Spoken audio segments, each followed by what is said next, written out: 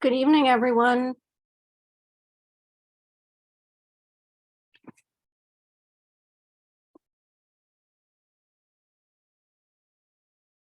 Good evening, Suki. How are you? Hi, Mia. I'm well. How are you doing today? Good. Good. Okay. Everyone's making their way in. Good evening. It's Nicola. Good evening, Nicola. Good evening, Nicola. Good evening, Lara. Do you have any other members from DCP joining you tonight that may be in the attendee section? Hi, good evening. I am looking right now. We should have 3 attendees, but they have not joined quite yet. Okay. What name should I be on the lookout for? Jordan Frade, Jonah, and and potentially, I think those are the only 2 that are joining us. Okay, gotcha. Okay. Hey, Mia. Yes. Everybody's video is off. I don't always put on my video, so it's not a big deal, but I was just wondering why. I'm not sure. I'm on.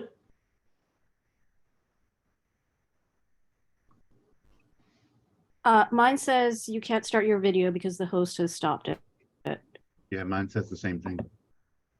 Oh, I'm not sure. You might just have to give permission. Hold on. Yeah, mine says that too. Hold on 1 second. Always hold on one moment, guys. I'll be right back.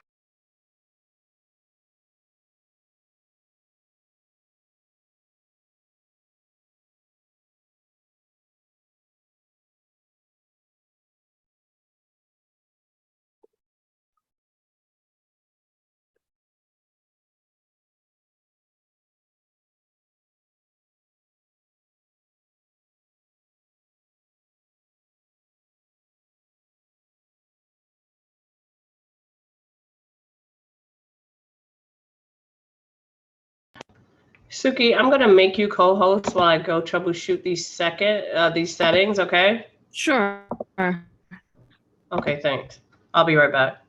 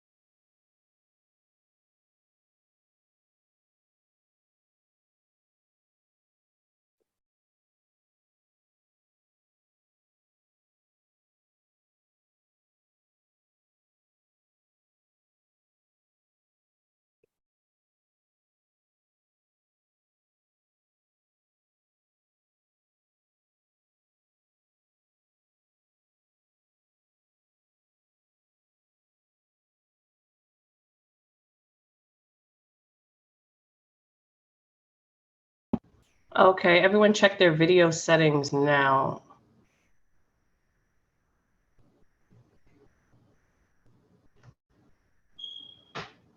Okay. I'm Okay, in. we're good to go.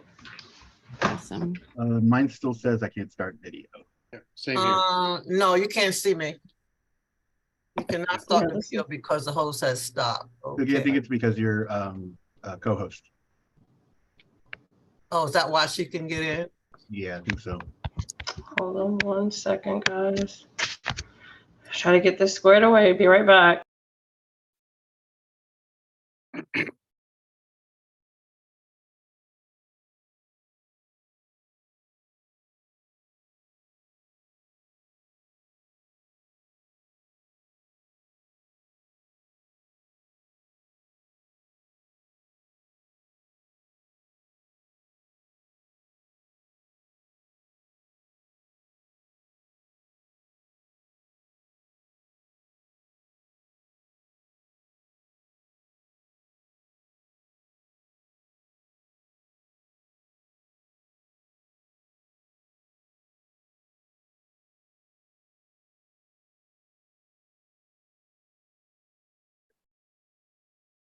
I think I know where it is, Mia.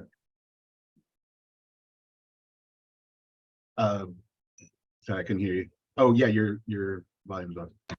Sorry about that. Go ahead. Are you on the web portal? Yeah, Okay, so go to the account settings, yeah. and then there's a meeting tab, Mm-hmm. and then under schedule meeting it says enable participants video.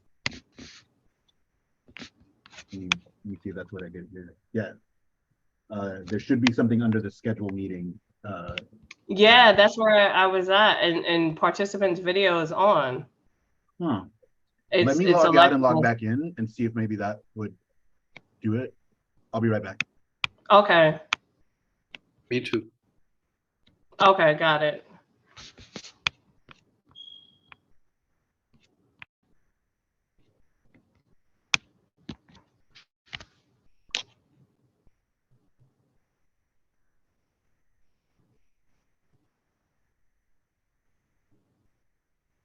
No, it still says the same thing. That's so weird.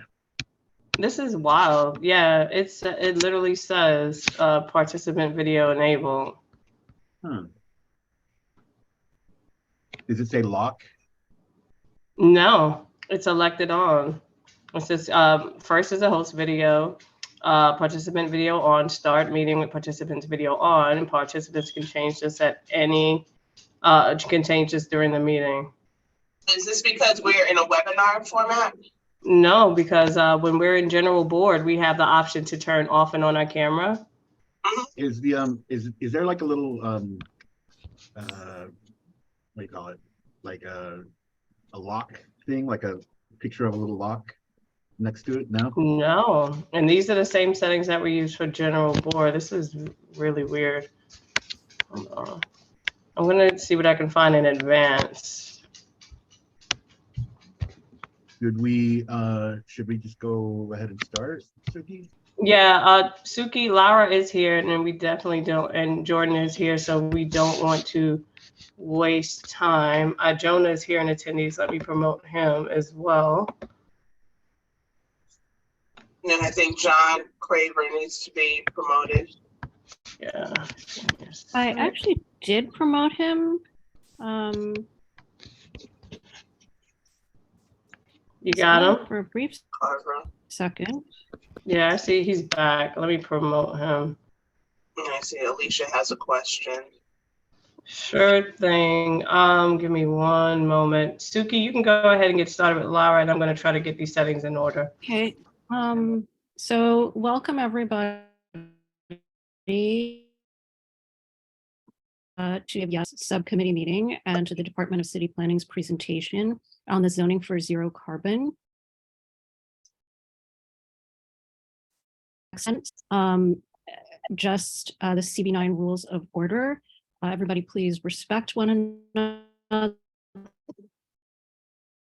Raise your hand if you wish to speak. No personal attacks, hopefully. I'm going to over to Pat Moses, she's chair of the Land Use Committee, and she'll chair the first section of the meeting. And then afterwards, I'll take over and the subcommittee will our deliberations. Pat? Good evening, everyone. Pat? Can you hear you me? there? Okay. Can you hear me now? Yep, we can Yes, we hear can you. hear you. Okay, good evening, everyone. So we do have guests here from city planning. And what we're going to ask is that you introduce yourselves. Although we can't see you at the present time, I would say let's just, we can try and proceed. So is it Laura? You have to unmute yourself. Yo, can you? Yep. Okay. Hi. So, yeah, are you there by yourself or is someone else there with you? Nope, I'm here with Jordan and Jonah from city planning as well. Okay, do we have them? They're promoted. They're on my screen at least. Oh, This is okay, I see Jordan. them. Yep, this is Jordan Fraud. I'm here. Oh, okay, great. Okay, so you can start now. Okay, I need screen sharing abilities in order to share the presentation. Sure thing. Give me one moment and I'll make you a co-host. Thank you. Jordan, go ahead. And I can just do a quick introduction of myself. I'm sorry, you can't see me. And your staff. Yeah. So I'm Lara Marita. I am Senior Director for Community Planning and Engagement, which is a brand new division at the Department of City Planning that's very focused in on making sure that that planning and engagement are one and the same, and that we're working together to make sure that our planning work is really informing policy. And I'm joined by the Brooklyn City Planning Office. Jordan, Jonah, do you want to introduce yourself? Sure, I can go. My name is Jordan Fraud. I am a senior borough planner in the Brooklyn District Office. I am the liaison for community boards 8 and 9. I met some of you about a week ago when we gave a presentation, myself and Lindsay Robinson, on sort of an introduction to certain land use topics. So it's great to be back. Hi, everyone, Jonah Rogoff, team lead in the Brooklyn office. I think I've met Mia and maybe a few other folks before, so good to hear you. And I might turn on my camera too.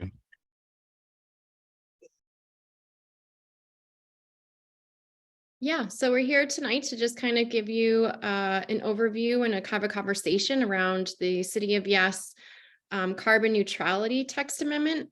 We'll give a little bit about the other two text amendments, which are not being discussed now because we are not, we're going to be having robust conversations with you over the summer and through the fall. But this one's very focused on carbon neutrality. It is the only one that has been referred at this time. It is a non-ULURP action.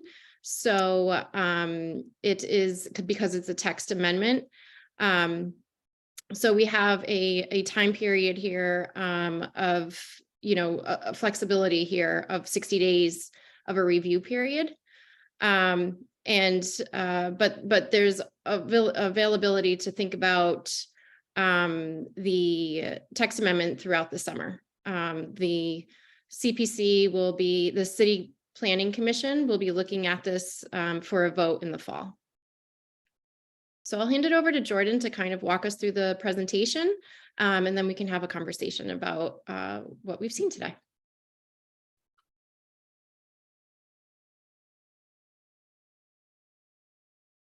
Are you there, Jordan?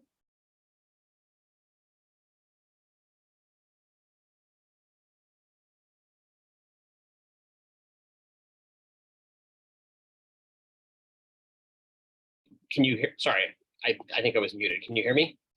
Yes. Okay, perfect. And can everyone see the presentation on the screen and just the presentation? Yes, we can, Jordan. Thank you. And a quick note before we move forward. All of the committee members are going to be made co-hosts. I'm not sure exactly what the technical issue is with Zoom right now. So that will provide you the opportunity to enable your camera. Okay, great. I think I was just able to enable mine. So seems like we're all set to begin. All right. Good evening, everybody, and thank you for having us. My name is Jordan Fraud. I am a senior borough planner at the Department of City Planning's Brooklyn office, and I'm the liaison to Community Board 9. I'm joined by Lara Merida from the Community Planning and Civic Engagement office, and Jonah Rogoff, the team lead, one of the team leaders in the Brooklyn office. And we're going to be sharing an overview of the City of Yes for Carbon Neutrality, a proposal to update the zoning resolution to help meet New York City's climate goals.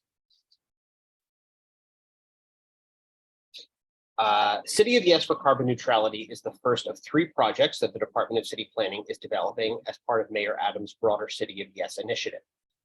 He's charging agencies to take a hard look at outdated regulations that are holding New Yorkers back from investing in their homes, businesses, and our city overall. 2 other initiatives, Economic Opportunity and Housing Opportunity, will begin more public engagement later this summer. Those are distinct and independent proposals. And many of the elements of this proposal for carbon neutrality are urgently needed, delivering zoning relief to homeowners and building owners who are trying to undertake retrofit projects to cut energy costs and help the environment, but are currently prevented from doing so by the zoning code. I want to first take a moment to frame our conversation and sort of explain why we're talking about carbon and carbon neutrality. We are currently in a climate emergency caused by greenhouse gas emissions. The primary greenhouse gas is carbon dioxide, and carbon dioxide is largely produced through the burning of fossil fuels. That includes diesel, gasoline, natural gas, and home heating oil. It generally comes from human activity. In 2016, the world community joined together to sign the Paris Agreement, a vision to curtail human greenhouse gas emissions to limit global warming to 2 degrees Celsius and prevent further environmental damage from climate change. Here in New York City, we've been implementing this vision through several initiatives. The overall goal is to reduce the city's emissions 80% by the year 2050, or 80 by 50. You might hear us refer to that as shorthand. So what do we mean by a carbon neutral city? The first step is to reduce our overall energy needs. We are going to do that by retrofitting almost every building in the city in order to become highly energy efficient. And obviously, we are not going to completely eliminate the city's energy needs. So for the energy needs that we still have, we are going to clean our city's grid, which means electrifying all remaining energy needs. That includes vehicles and buildings. It means moving away from furnaces and boilers powered by fossil fuels to newer electrically powered technologies such as heat pumps. And finally, it's a city where we've cleaned the grid. So we talk about electrification, but the electrical grid could be powered by fossil fuels or it could be powered by sustainable sources. So we are switching from a grid powered by fossil fuels to one powered by renewables like solar and wind. As you can see in this chart, the biggest driver of the city's carbon emissions is the building sector. And there's a big relationship between the buildings and the zoning laws that govern those buildings. I want to talk a little bit about the foundation that's been laid for this proposal as well. 10 years ago, the Department of City Planning issued Zone Green, which was the first comprehensive overhaul of zoning to allow for rooftop wind and solar. In a lot of ways today, we're following up on that. We're revisiting some of the older rules and updating them in response to new science and technology. We have a new focus on decarbonization that comes from the Paris Agreement and the city's 80 by 50 pledge. We have feedback from architects and engineers and advocates, and there are also a couple of recent regulations to keep in mind. One of them is Local Law 97, which is a city law that will require large buildings to reduce their carbon emissions over time or pay fines. There's also been climate leadership at the state level with a state level law that has set ambitious solar and energy storage goals for the city. Development of this proposal began a little bit over a year ago, and since then we've conducted extensive outreach with stakeholders across the city to help us ensure that this proposal is as useful as possible to people who want to add solar or electric vehicle chargers or heat pumps to their homes and businesses. We've held 4 info sessions that are open to the public, and we've partnered with the Urban Green Council to convene a group of technical and policy experts. We've also engaged in conversations with partner city agencies and local stakeholders regarding what zoning changes might be needed to help achieve our collective climate goals. And from all of those conversations, we've identified a number of ways that we can modify zoning for carbon neutrality. So tonight we're going to review the 4 key goals that this proposal seeks to support, as well as the 17 specific changes to the zoning resolution that we've identified that can help achieve those 4 big goals. The first big goal is to decarbonize the city's energy grid. Illustrated on this slide, you can see some initiatives that are already underway at the state or city level. These are not part of the zoning proposal, but they're helpful as sort of a broader context. By 2040, New York State is legally required to achieve a 100% renewably based energy grid, which means developing large amounts of offshore wind and solar and bringing in more clean hydroelectric power from upstate in Canada. But it also involves putting all of our rooftops to work generating energy across the city. What currently is happening is that the places where renewable energy is generated and the places where it's used there's not always a ton of overlap between those 2 areas. And so we want to decentralize the energy grid and bring the generation of renewable energy closer to where it will be needed.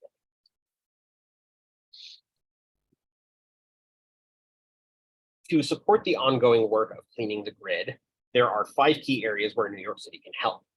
First of all, we can modify allowances for rooftop solar to ensure that there are no limitations holding building and homeowners back from putting solar panels on their roofs. There are current limits on the amount of rooftop that can be covered by solar canopies, and this proposal will update those rules. Second, we're going to take a similar approach to the 8,000 acres of open parking areas throughout the city, ensuring that solar canopies are allowed to go on top of parking lots in the zoning. There's also a provision to improve community solar. Currently, zoning considers community solar to only be allowable in commercial areas, which limits where it can be installed.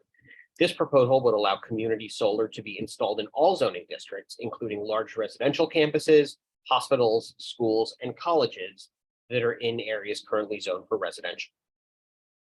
It also looks into energy storage. We will need to ensure that storage facilities that are safe and reviewed by the fire department and the Department of Buildings are located where they're needed most.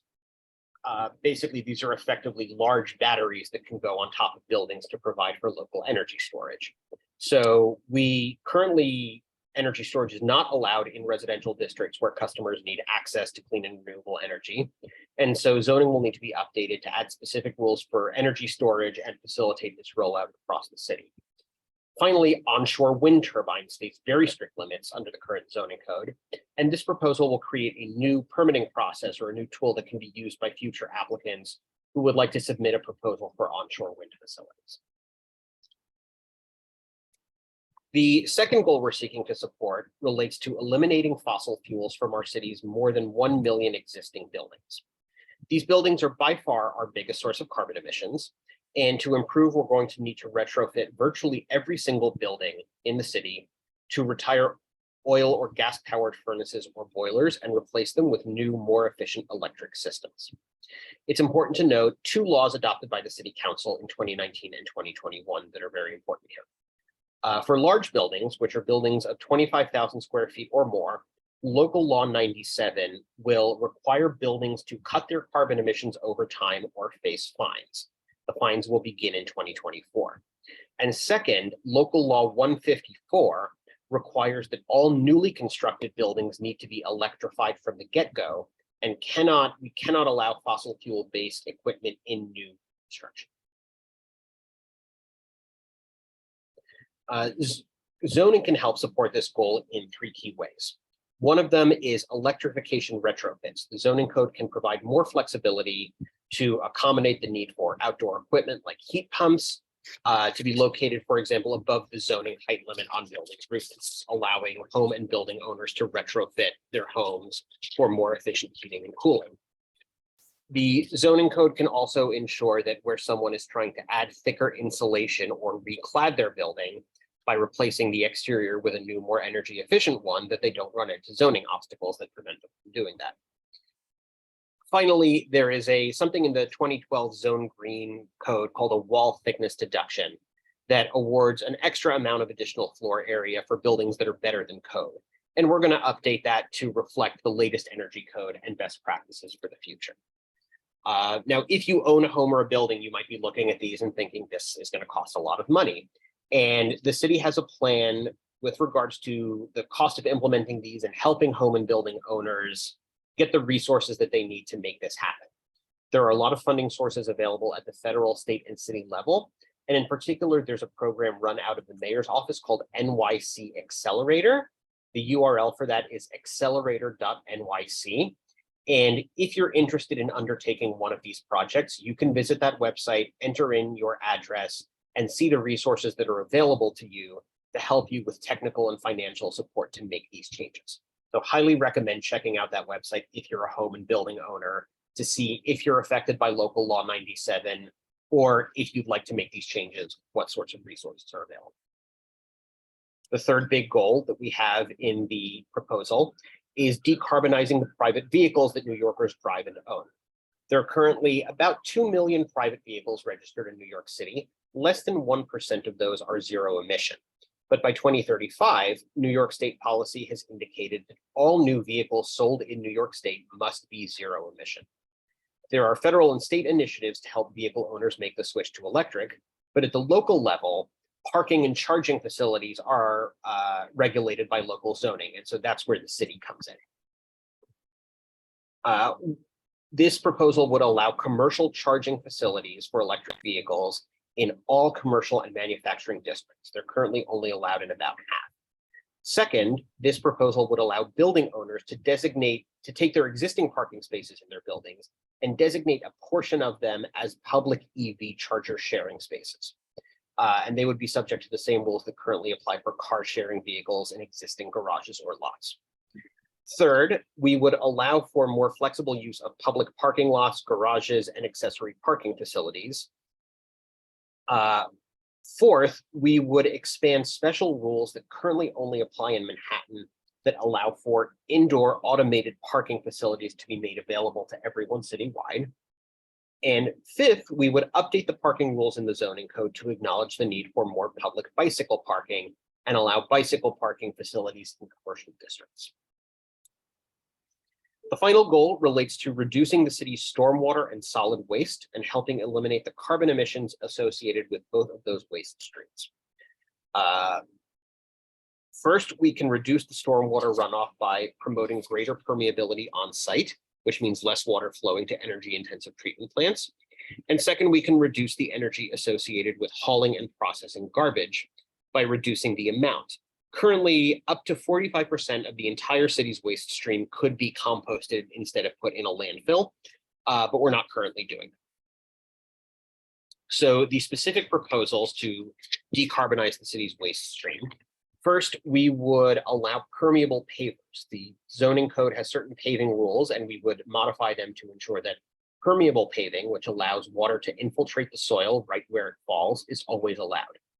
We would update the street tree requirements in the zoning to allow for new high-performance tree bed types. Currently, the zoning resolution does not reference or account for composting at all. And so we would add specific rules to the zoning resolution clarifying where composting uses are allowed to help these sectors grow. And finally, we would change the process for rooftop greenhouses. Currently, rooftop greenhouses are allowed on top of non-residential buildings, but current rules require you to obtain a certification from the City Planning Commission in order to build one. And we would streamline this requirement to allow, to make it easier to build rooftop greenhouses in non-residential districts. So this concludes the 17 specific zoning changes that we've identified to help support the larger project of decarbonizing our city to keep it clean, healthy, and equitable for the years to come. As a citywide zoning text amendment, this process will continue for the next several months. All 59 community boards throughout the city are currently reviewing this proposal with the borough boards and borough presidents. In July, the City Planning Commission will hold a public hearing on the proposed changes. And in September, taking into account everything they've heard during the review process, both from community boards like this one and from the City Planning Commission, and from general stakeholders throughout the city. The City Planning Commission will vote on approving or modifying the proposal, and then they'll pass it on to the City Council. And the council will have 50 days to adopt the zoning changes and make them law. This concludes our presentation, and we are happy to take questions. Thank you very much.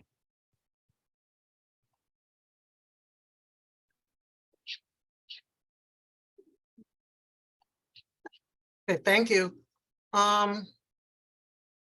Hey, Mia, you think we can get like who needs? who Yeah, wants to ask definitely. questions? Jordan, we're gonna ask that you just stop sharing your screen. Okay, right.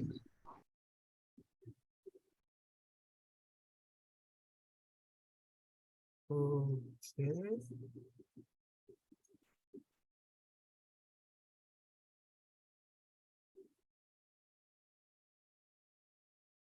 All of the committee members, you've been made co-hosts, so you should have the opportunity and the option to turn on your camera.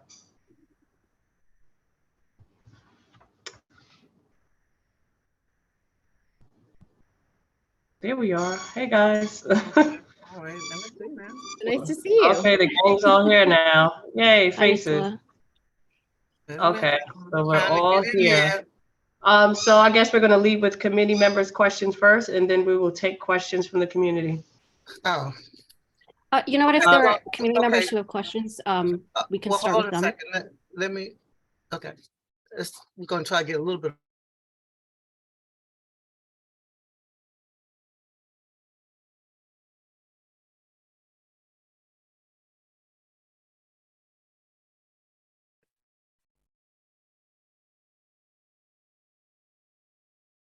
Pat, you're frozen.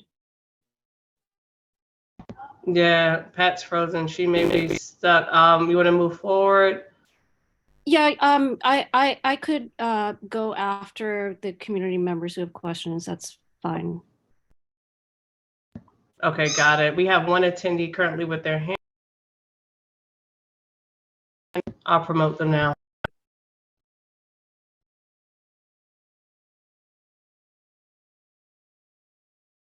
I'm currently promoting Ms. Boyd to panelist so that she can pose a question or concern. Any other attendee, if you are interested in posing a question or have a concern that you would like to bring to the attention of the committee and the community, please raise your hand. Thank you. So they're not in with us. You have to bring them in. Is that how that's happening? Yeah, similar style to general board. We have Ms. Boyd here with her hand up for her question. Ms. Boyd? I'm going to provide you co-host privileges so you can turn it. Would you like your camera on? No, not right now. It's okay. Okay, got it. You got the floor. I'm just concerned about how this meeting is being handled.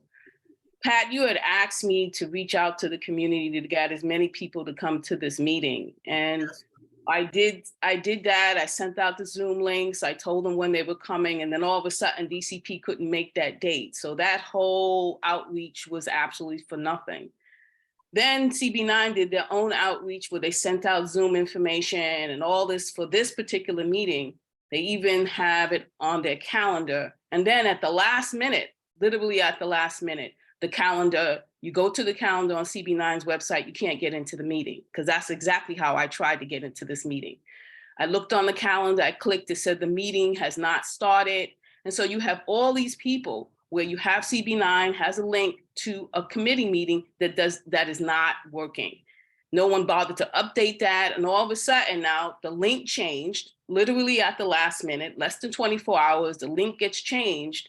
And so all the information that goes out, that went out, I sent out information, other people sent out information. Now you only have 10 participants coming to this meeting when there was a lot of concern about these carbon neutrality amendments because of the Brooklyn Botanic Gardens and the shadow impacts. And now all of those people have not been able to get on. They might be saying the same error message that I got, like the meeting hasn't started, because CB9 has literally not updated its website, given the correct Zoom, gave out incorrect Zoom information for the last week, and then literally at the last minute changed the Zoom meeting to this format, and now people can't come on. So I'm really object to the fact that the community continues to be dwarfed in their ability to make comments about these text amendments and actually been dwarfed from coming to this meeting by the shenanigans that I feel are shenanigans being proposed by CB9. So I want to put that on the record.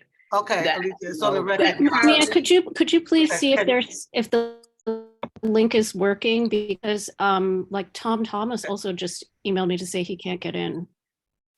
I just. But that's the point. Okay, You hold got- on a I'm second. sorry. Okay, let me just Mr. say, I Craver, don't I'm know. sorry, what did you Okay, say? Yeah, I just joined on my phone through the calendar link. okay. Okay, so you Website. came in through the So calendar? the calendar link is accessible. Okay, Mr. so, Craver acknowledged joining through the link on the website, so I'm Well, not sure, I Ms. said- Boyd, what well, the I- issue is. okay, I don't listen, Ms. Boyd, I Okay, understood. Is there a I- question that you would like to ask this Well, I evening? wanna I know. don't know what, I just want to respond. I don't know what John Craver did. He is a member. Maybe he has privileges that other people don't have, but I can tell you that I tried to get on. And I will screenshot it for you that says that the meeting has not begun. So okay, I'll do that. Elisa, I don't know what Yes. happened. We all have problems getting on, but Yes. can we can discuss this after the company leaves. Do you have a question? And we'll try to get as many people as we can out there to come in. And then we'll discuss all of this after the company leaves. But do you have a question right now? Yes, I do. Okay. I have several questions. So Go ahead. my first question is about the shadow impacts that are being proposed by the increase in heights and the 100% lot coverage of the solar panels. We here have a very sensitive ecosystem called the Brooklyn Botanic Gardens. You may or may not be aware of that. And you did not first conduct an environmental impact statement, even though the shadow impact, we did our own analysis, increasing the billable space of the mechanical equipment to 55 feet, plus adding would actually do a negative shadow impact on Brooklyn Botanic Gardens. So here you have an entire city in which you're increasing from 40 feet to 55 feet, the mechanical equipment. You did not do an environmental impact statement. And I tell you what, we did ours here because we were challenging development along that corridor. And we will tell you right now that if you increase the to 55, it would have a negative impact on a sensitive ecosystem.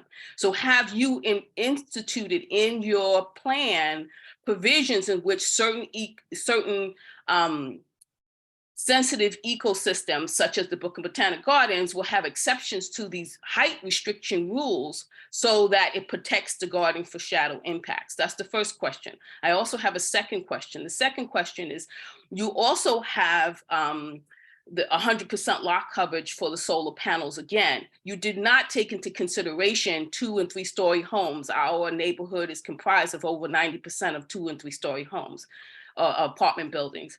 And yet they would have a negative visual impact in that if you do 100% lot coverage, people would be able to see these gigantic solar panels overlaying in the community. You did not consider that. And why is it that you did not institute a 6-foot inlay setback so that you don't cause you keep the visual integrity of our community? I know that the landmarks agency is looking at this issue, but there are a lot of homes in our community and beautiful blocks that are not landmarked, and we don't want the visual integrity of our communities to be compromised because you haven't decided to do a 6-foot setback, and you did not provide any documentation which shows that the 100% lot coverage is essential. Why not 75%? You didn't do any of that analysis because you didn't do an environmental impact statement. That's probably why. But I think that there needs to be some consideration for low-rise communities when it comes to the solar panels and asking for 6%, a 6-foot setback on these communities to maintain the visual integrity of our communities. The third question that I have, and you see I have a lot of questions. Okay, right, but how many questions you got? Because we got to let some. One more question, Pat. Okay, all right, one more. The Okay. third question that I have is about the parking. you did not state in your presentation that you're asking to now go into residential parking facilities and provide 50% of those parking now to commercial vehicles. You said part of the reason was ride sharing. And okay, I can understand the ride sharing. Well, you want to increase ride sharing capacity and you want people to start doing more ride sharing than owning private cars. However, you did not justify why you need to allow commercial vehicles, all kinds of commercial vehicles, every type of commercial vehicles into public parking spaces that are currently now reserved for residential. You haven't explained why you're allowing all these commercial vehicles, and you have not discussed the impact that it will have on private vehicles or residential vehicles that now will have to financially compete with commercial vehicles in parking lots. Why 50%? Again, there was no analysis of why you thought 50% was adequate versus 25% or 10%. And you also increased that in private parking as well to 10%. So again, I'm concerned about you kind of doing these very large blanket changes. You haven't provided any documentation or any research of why these changes are essential. And you have not explained, even in your presentation, you didn't even tell anybody about the fact that you're going into residential parking and giving 50% of that parking space to commercial vehicles. And you haven't explained how allowing commercial vehicles into residential parking will now somehow reduce our carbon footprint. Thank you. So I would like those 3 questions answered. Thank you.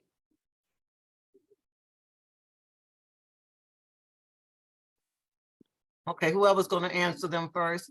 Sure, Anybody want to take the first question or? So I think, Go ahead. I was gonna say, I believe Joan can speak a little bit more to the technical details of the question about the solar panels. But as far as the question about the environmental impact statement, we received the resolution from the full community board that I think was passed either last week or the week before about, whether there should be an environmental impact statement or an environmental assessment, and we're taking that into consideration. Yeah, I would also say too, just with the environmental impact, the project's primary goals are to enhance environmental conditions to New York City, and we have prepared an EIS as required by law that considers the potential benefits and impacts of that proposal. And the EIS is an environmental study that considers 19 different technical areas to determine whether a land use action might have significant adverse impact. And the environmental impact, what the EIS is what gives us the information that would trigger for preparing an EIS. Which is an environmental impact statement. The analysis in the EIS did not reveal a potential for significant impact and does not, so therefore it doesn't require the EIS. And we are following the rules of the environmental resolution, the technical manual for that. So I just wanted to say that too, but we are 100% looking at your resolution and making sure that we are taking that into consideration. Okay, I think there's one other question. No, Pat, she didn't answer the first question. Was how are they taking into consideration the fact that we have a sensitive ecosystem called the Brooklyn Botanic Gardens, and which if you increase the height from 40 feet to 55 feet, that it would have a negative impact on that particular ecosystem. Are you considering within your proposal to insert certain language that will protect sensitive ecosystems and not have been called to your attention as existing if you increase your zoning from 40 feet to 55 feet? You have not addressed that question. Yeah, so we are taking in everything from all of our community boards, including the comments that have been sent to us from CB9 to make sure and evaluate what's being requested of us. So yes, we are looking at it. We haven't submitted Lisa, anything. From my understanding, CB9 has not submitted anything regarding this issue. So you're saying that you are already doing it without even knowing about it, or you already knew about it from another source? We knew about it from CB9 is my understanding. Okay, Lisa, we will go to next person. Can you But just- they didn't answer my other 3 questions. I had 3 questions. Please, guys. Ms. Boyd, I listen, we I hear got, your questions, but we definitely have to move on the presentation to provide others the opportunity to pose questions. Jonah's going to close Yeah. off on the tail end, and then any other additional concerns, please email them and I'll get them to the DCP team. Thanks. I'll just say thanks, Mia. I just want to say we have a few additional pieces of information and diagrams that we're happy to share that kind of lay out the provisions related to solar panels and building energy systems. I just want to clarify for everybody, there are kind of 2 major proposals related to that. First, for solar panels on rooftops, we're allowing an additional 15 feet to be considered a permitted obstruction, which is already allowed to an extent. So we're just kind of expanding the coverage on rooftops. Often those rooftops are already set back from the street because of zoning, like, for example, like R6A on a narrow street requires a setback of 15 feet. So on the rooftop that's already set back 15 feet, we would allow solar panels to be at a height of 15 feet on the rooftop. And that doesn't include kind of like the parapet, which can already kind of exceed that. The other component is to allow building energy systems a little more flexibility. So already building mechanical equipment can be considered what's called a permitted obstruction. So it can exceed the height allowed in zoning. And that's to allow flexibility for elevator cores. And you see that throughout the city, and we often require those to be screened. So for the case of building energy systems, we just want to allow flexibility for. We've heard from the Urban Green Council and a lot of other citywide experts in environmental regulations that to prepare for the decarbonization and electrifying buildings, which can be really difficult to retrofit because, many buildings, as you know, are over 100 years old. The roof is a good place to allow some additional flexibility. But in the case of the building energy systems, that actually requires that is limited in lot coverage between between 30 to 50%. So it can be at 50% lot coverage, it can be up to 15 feet. But then there are very limited circumstances where we would allow it up to 55 feet, but that can only be at a max of 30% of the coverage. So it gets a little technical. We have a diagram that really illustrates this well, but I just want to clarify that that 55-foot element is a very, very specific case, and we're limiting that only to higher density districts. okay, thank you, Suki. And listen, can y'all, can you keep? I don't one mind second. letting the others go Okay. first. I can And go I last. want you to try and keep them for like 2 minutes so I can go back. If we can go around as many times as we can, as time will allow. But at the end of the day, I want everybody who wants to ask a question to ask the question. So We have 2 attendees with their hands up. We have Graham Conover and Kyrie Aline. I'm going to promote them both. right, I want Nicola to go next, and then Suki. Okay, Nicola. Nicola. Thanks. It's both a question and a statement. I mean, we spent hours, literally hours, going through the various text amendments. And what kept coming up is the fact that this is a very complex city. It's a large city. We have 5 boroughs that are very different in size, in building structure, in density. To make blanket text amendment changes and not think that we're going to have some unintended, irreversible consequences is a little, it's flabbergasting to me. I mean, these are widespread changes that are being proposed.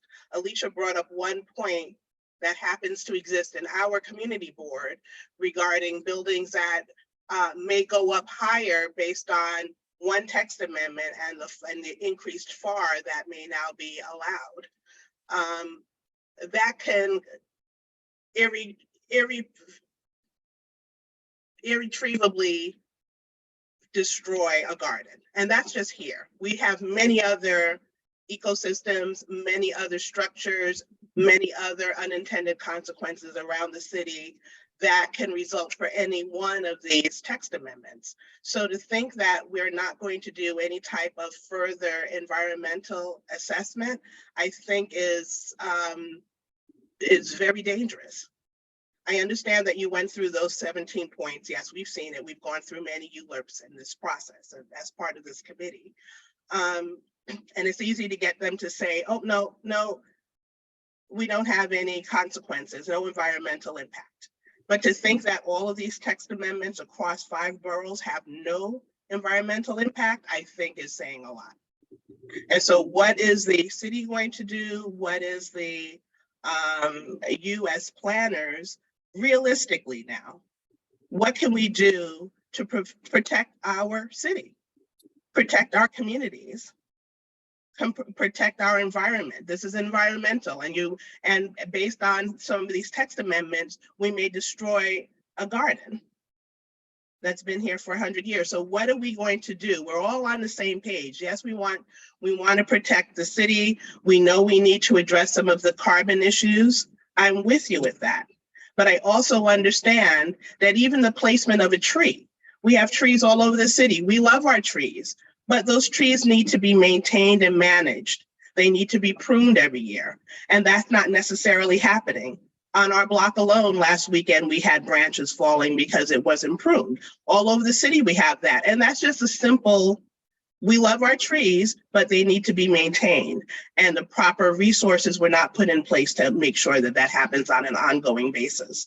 So while we're making these changes, what are we going to do to make sure that buildings manage to code, that as we said, okay, you want to allow commercial parking. What are we going to do to minimize the impact that may have on the residents in that community?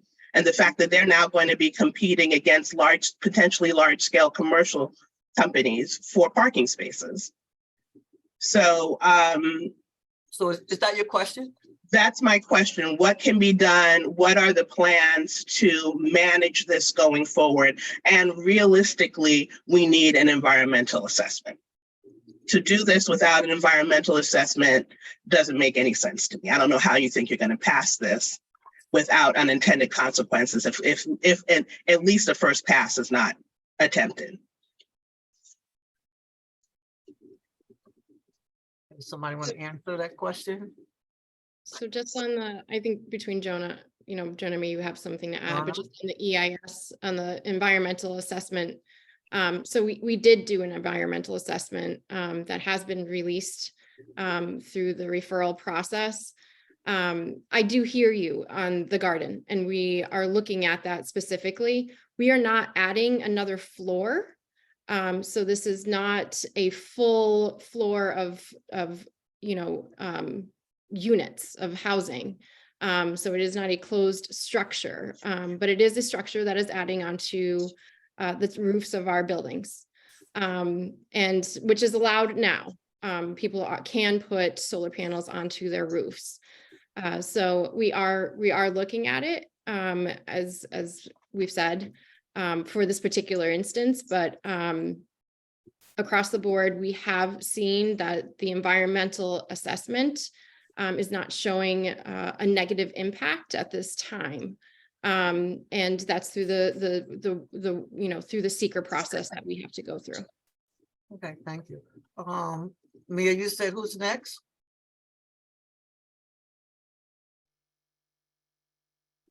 Huh? Okay. Sorry, I'll be promoting Graham Conabear from attendees. Okay. So we have how many people lined up to speak? We have Mr. Conover, Felice Robertson, Kyrie Aline, and Ms. Boyd has her hand up again. Okay, let's take the people in that haven't spoken yet. And you could bring them in because I want people to ask the questions, not long statements.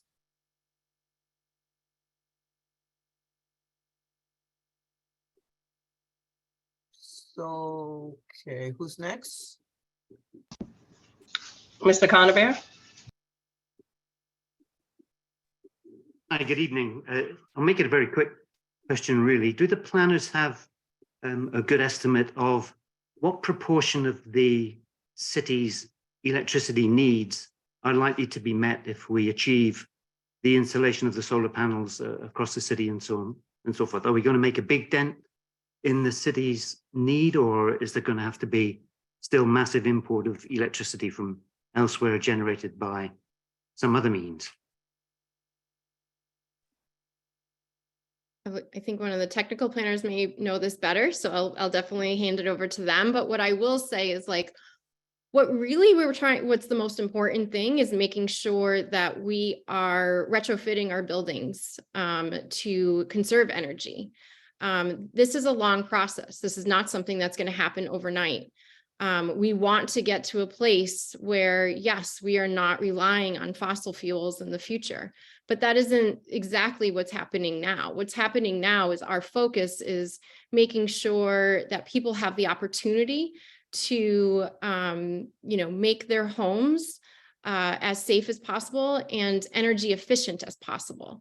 So the focus, is not just on the solar panels. It's really about how are we retrofitting our buildings, our cities to get to a place where we're neutralizing the carbon intake output from our city. Jonah, I don't know if you have any more of the technical side of that to add. Yeah, thanks, Lara. I would just add that actually, as Jordan had a great diagram earlier in the presentation that showed that the breakdown of energy usage by waste, buildings, and transportation. And you can see that buildings contribute overwhelmingly. I think it's like 70 to 80% of, and breaking that down even further, we know that a majority of that energy comes from fossil fuels. So as Lara said, that's really what we're targeting. We know that because buildings are the major contributor, we're trying to do as much as we can in zoning to either require or encourage buildings to be more energy efficient and transition to, I should say, electrification and other types of renewable energy.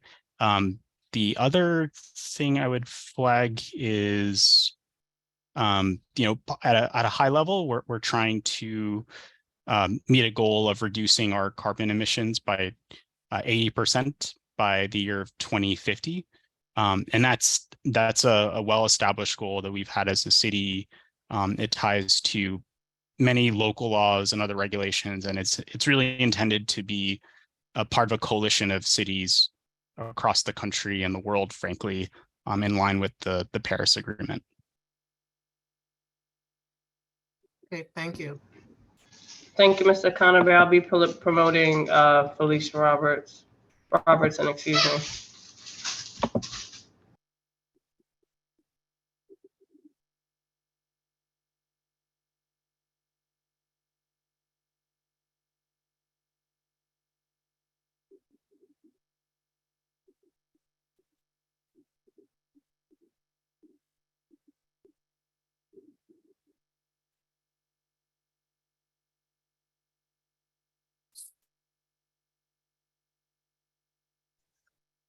So do we have police?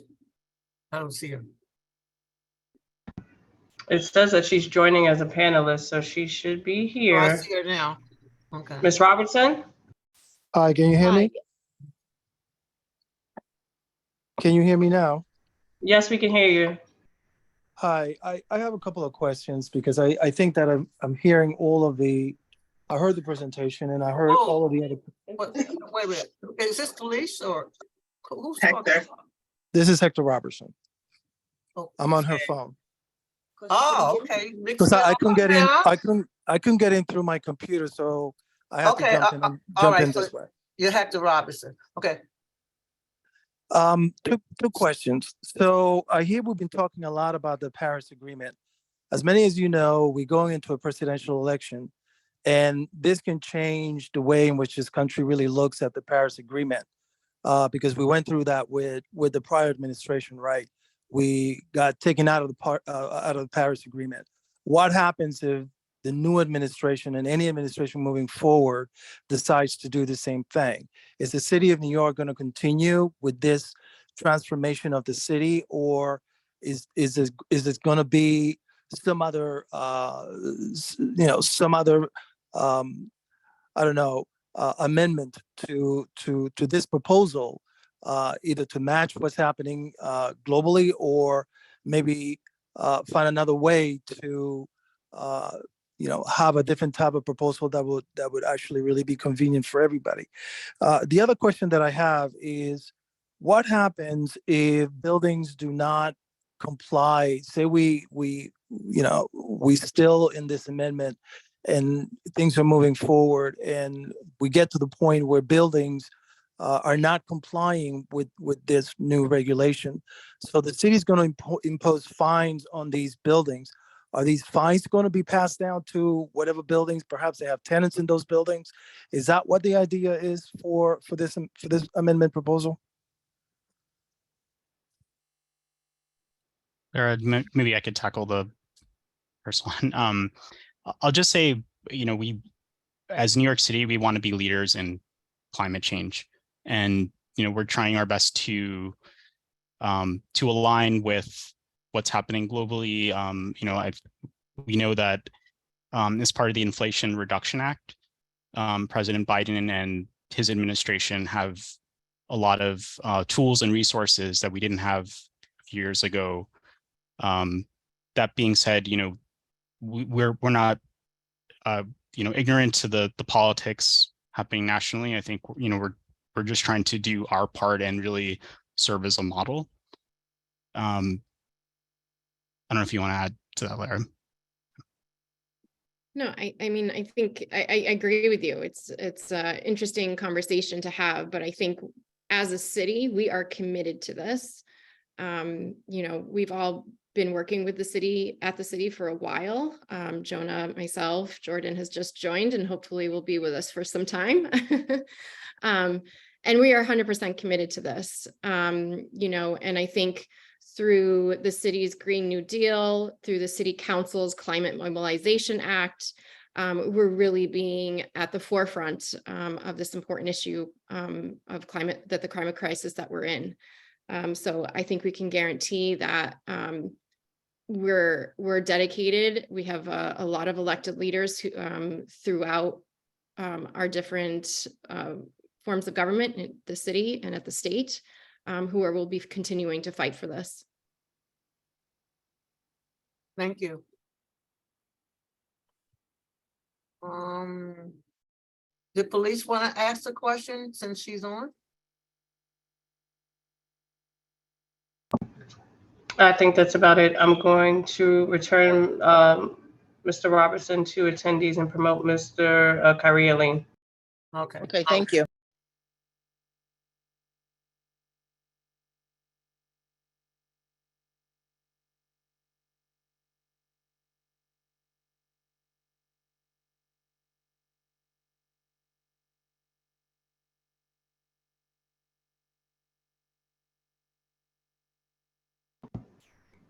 Kyrie?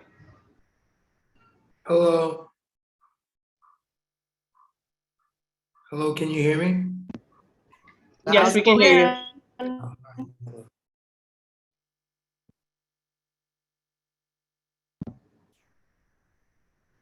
I think you muted yourself back. Unmute yourself.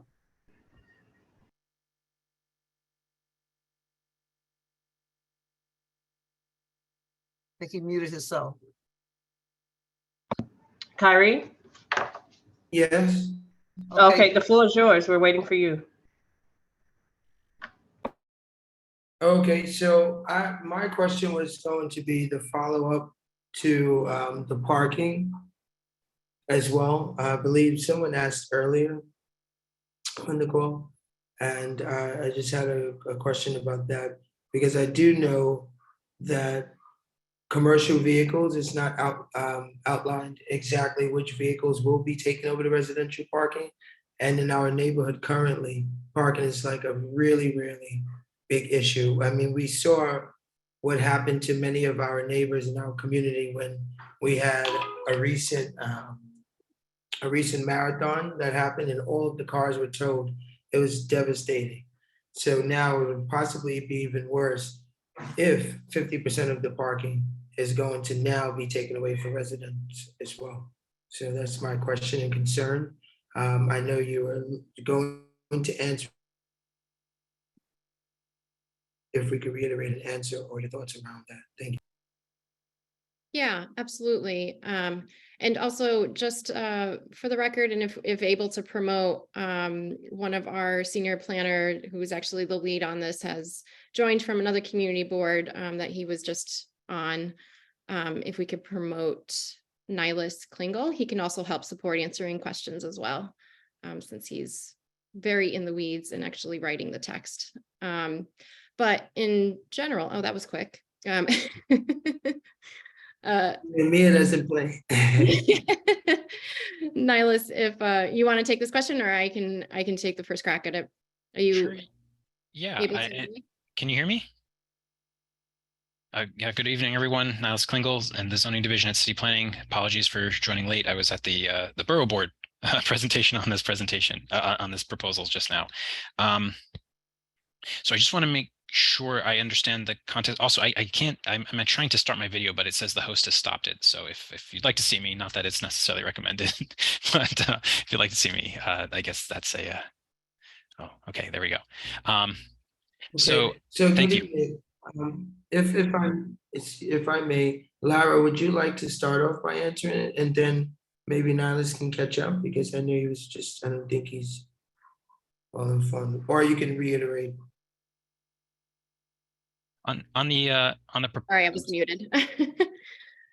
Just to recap, Nihilus, we were having, there was questions related to commercial spaces taking up residential spaces, and also the types of commercial spaces, commercial vehicles that we're talking about here. Okay, and that's about the portion of the proposal related to commercial parking facilities, public parking garages, and public parking lots. So I just want to draw a really bright line between that and anything associated with an accessory residential parking space. So any parking facility you have serving the units in your building, not affected by that piece of the proposal. What that proposal is designed to do is allow for the sort of 24-hour usage of a public parking lot, public parking garage, accessory spaces to offices, retail, shopping malls, things that are commercial and manufacturing in nature, so that where there are unused spaces at night, car sharing fleets, car rental fleets, more normative car rental fleets, and commercial vehicles under 20 feet long, which is a particular version of commercial vehicles referenced under state law. Those types of vehicles would be allowed to locate in those non-residential parking facilities. So just really want to emphasize and underscore that. On the on-street portion, because I think that's it's also at the heart of the question, this proposal does not change anything related to on-street parking, on-street charging, on-street standing regulations. Nothing in this proposal has the power to do that, and that's because this is a zoning text amendment that the Department of City Planning has proposed. The Department of Transportation is the agency with jurisdiction over the right-of-way, so the sidewalks, the street, and on-street parking, as well as on-street charging. And they are not making any changes currently, and they are not making any changes in association with this proposal. So I can 100% confirm that this proposal does not change anything related to on-street parking, charging, commercial vehicles in residential neighborhoods. I hope that helps allay your concerns. Thank you. Thank you. I'm going to return Kyrie to attendees and promote Ms. Teresa Westerdahl.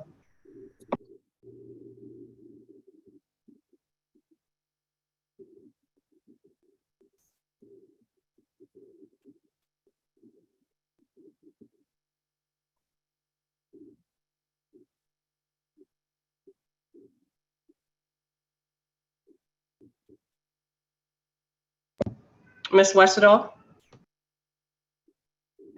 It won't let me start my video. It says you cannot start your video because the host has disabled it. Give me one moment and you'll have the privilege. Okay, I you should find be this- able to share your video. I find this format very unnerving. I think everybody who's in the meeting should be seen when they're speaking, and during the entirety of the meeting, I'd like to see. Understood. She's frozen. Yeah. And she's frozen. I don't know what happened. So is she still in, or I don't see her? Okay. I'm not very sure where she went. I have Ms. Boyd's hand up with another question, and then we can close out with Suki. Ms. Westerdahl, I'm going to assume is going to return. She may just be having some technical issues. Are we going to take another question from Ms. Boyd? Or Suki, you haven't had a chance to speak. Well, I would like to follow the rules and take Suki and then take Ms. Boyd, because she's coming around again. Sure thing. Go ahead, Suki. Now. Hi, so I just have a couple of general questions and then a couple of specific questions about the code changes. Someone earlier made a good point about whether or not you've looked at the city's actual electricity needs, like how many megawatts do we need to generate, whatever X date. Has Con Ed told you? Have you done any studies? Because this was something that we talked about. How much energy you could generate if you assumed certain types of conversions, like, let's just say 50% of the if we have solar panels under the existing rules or whatever, like, have you looked at those scenarios? Do you have any workup like that that's guiding your rule changes that you think you need to make? Also, one of the city planning commissioners I heard asked you if you had done a reasonable worst case scenario, and you said yes. Can we see that? And in respect, this issue of wanting to generate more energy, wanting to decarbonize, and so on. Have you looked at? There's some new research that from school talk say that these green spaces are potentially up to 40% of the city's cautions. And I'm wondering if you've looked at that, because that seems significant to consider when we're thinking about reducing our carbon emissions. And then have you looked at district heating systems as opposed to electrification? I know that in a lot of European cities, this is done just because it provides for more economies of scale than individually electrifying each building. I know a lot of companies look at retrofitting, and it's very, very expensive. I know we looked at one case of a Suki, what's your subsidized to do this, and it was costing like $137,000 per unit. So this is very, very expensive, and it sounds to me like district heating potentially offers a much more efficient way for dense cities to decarbonize. And was that something that you looked at before you started doing the zoning let them amendments? answer. So the specific questions. Ask your question. Oh, got too many questions. Can I come back later with my specific questions? No, I'm just saying, ask two questions. Let them answer something, or you're going to make the statement. Okay. Ask the question. So as far as specific questions, okay, so my specific questions, I hope you've got the text in front of you. I'm looking at the section where you're talking about the floor area exemptions. And so it looks like you're doing a floor area exemption if it's a fully electrified building or a low energy building, But there's also floor area exemptions for permitted obstructions and the regular exclusions for accessory mechanical equipment. And so I'm wondering whether if you fall into the category for a qualified, like low energy building or fully electrified building, whether you also get to take the normal floor area exclusions for mechanical exemptions and obstructions, because it seems like there's three ways, right, that they're getting extra. You're getting potentially X to do mechanical equipment, especially. And so I'm just wondering if all three can be taken simultaneously, if two of them can be taken at once. How does this work? Really clear. And then also I have a question about street trees, but I'll wait. Hold on. Now. We can't, listen, this is not right. Is that your question? Let him answer your question. If we can come back around, fine, but I don't think people should have 10 questions and nobody gets else to ask any questions. So let him or her answer your question. And what is your question now? I'd be happy to explain the floor area questions that Suan was bringing up. And first, happy to pull up the text. Don't often get a chance to do that at a community board meeting. So thank you. And I would love to make myself available to talk about some of these more detailed questions, if that would be helpful. On the question of ultra low energy buildings and fully electrified buildings. Those are two zoning terms to affect the initiative that Jordan presented, which is in 2012, as part of Zone Green, we instituted a floor area exemption for wall thickness. If the wall exceeds energy code requirements and the building retains its heat and cool better than code requires, portions of that wall could be deducted. We've conducted an analysis with the Department of Buildings that took that exemption and found that generally they took a 5% floor area deduction as by discounting portions of their exterior wall if they met energy code. Now, one of the reasons to update that is partly because energy code has gotten so good, and the particular factor there, the U factor in energy code, is at a level that new construction essentially has to prevent heat transmission. And so our zoning incentive isn't really working in concert with the energy code anymore. So that needs to be addressed. And we are addressing that by moving towards looking at holistic building performance. So instead of looking at the portion of the wall that's deducted if it exceeds energy code, we're looking at holistic building performance. Is the building electrified? And that is for existing buildings. New buildings, of course, as we touched on, have to be electrified going forward. So for new buildings, are they ultra low energy buildings? This is a standard we've been working really closely with DOB on defining what the standards of an ultra low energy building is. This is a new construction that essentially has very little to no impact on the grid because it is essentially self-sufficient. It uses energy very judiciously. And the standards in that ultra low energy building definition are the standards that the city as of March of this year is now holding its own buildings to. So if a new city-owned or city-financed building is going up, it must meet essentially passive house level performance. So very little energy consumption. So that's the explanation of ultra-low energy and fully electrified buildings. That is a 5% floor area exemption that is available to buildings that meet those very strict criteria. That is different from and distinct from the typical mechanical floor area deductions, which apply to any building in the city, where the portions of the building that are dedicated to things like boilers in the classic example, or in the future to heat pumps, do not qualify as floor area. And that is the case for all buildings, and that will be the case for all buildings in the proposal, as well as under current rules.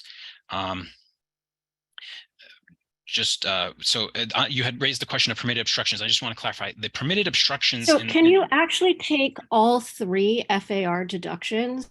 Can you take a deduction under permitted obstructions, a second deduction under the normal FAR exclusion for mechanical equipment, and then a third 5% FAR bonus if you qualify as a low energy building or fully electric building?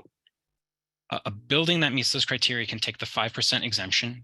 In addition, it can exempt the standard portions of the building that are exempt from floor area like they would be in any other building, absolutely. I want to clarify on permitted obstructions. The permitted obstructions is not a floor area exemption. Permitted obstructions are things that are allowed to penetrate above the height limit or a yard requirement. So permitted obstructions is a term describing. Sure. Right, but like, let's say I decide to put my HVAC on the roof. But then I also tell you that I'm taking a deduction for mechanical equipment in the interior, and then because of my passive bill, get an extra 5%, saying 3 FAR deductions. So it's right. I don't know if I would characterize the exterior equipment as a floor area deduction. It's just outside of the building and wouldn't count as floor area either today or in the proposal. But in the case where you have external equipment and then you're also taking a deduction for the interior portions of your building that have mechanical equipment, it would have to actually be mechanical equipment. And that's going to show up in plan review and post-construction inspection. So you need to actually be using that space for mechanical equipment. It's what it's intended for. If you have an empty space in your building, where you have your equipment outside and you claim a deduction on the inside and there's nothing there, that's absolutely a zoning violation and would be caught either at plan review or during post-construction inspection. Okay, but the bonus we FAR have to could move be on used to at the another same person. time as Suki, we have to mechanical. move on. I mean, we have to give other people a chance. So, because, and then, I mean, if y'all doing like a one-on-one, maybe you can do a telephone conversation. Suki, Happy to do any that. other Happy follow-up to do that. questions you have? Yeah, just send them over and I'll shoot them over to the team for you. Right. So we Thank have. you. I'm going to promote Ms. Westerdahl. Well, Ms. Westerdahl is back. Okay.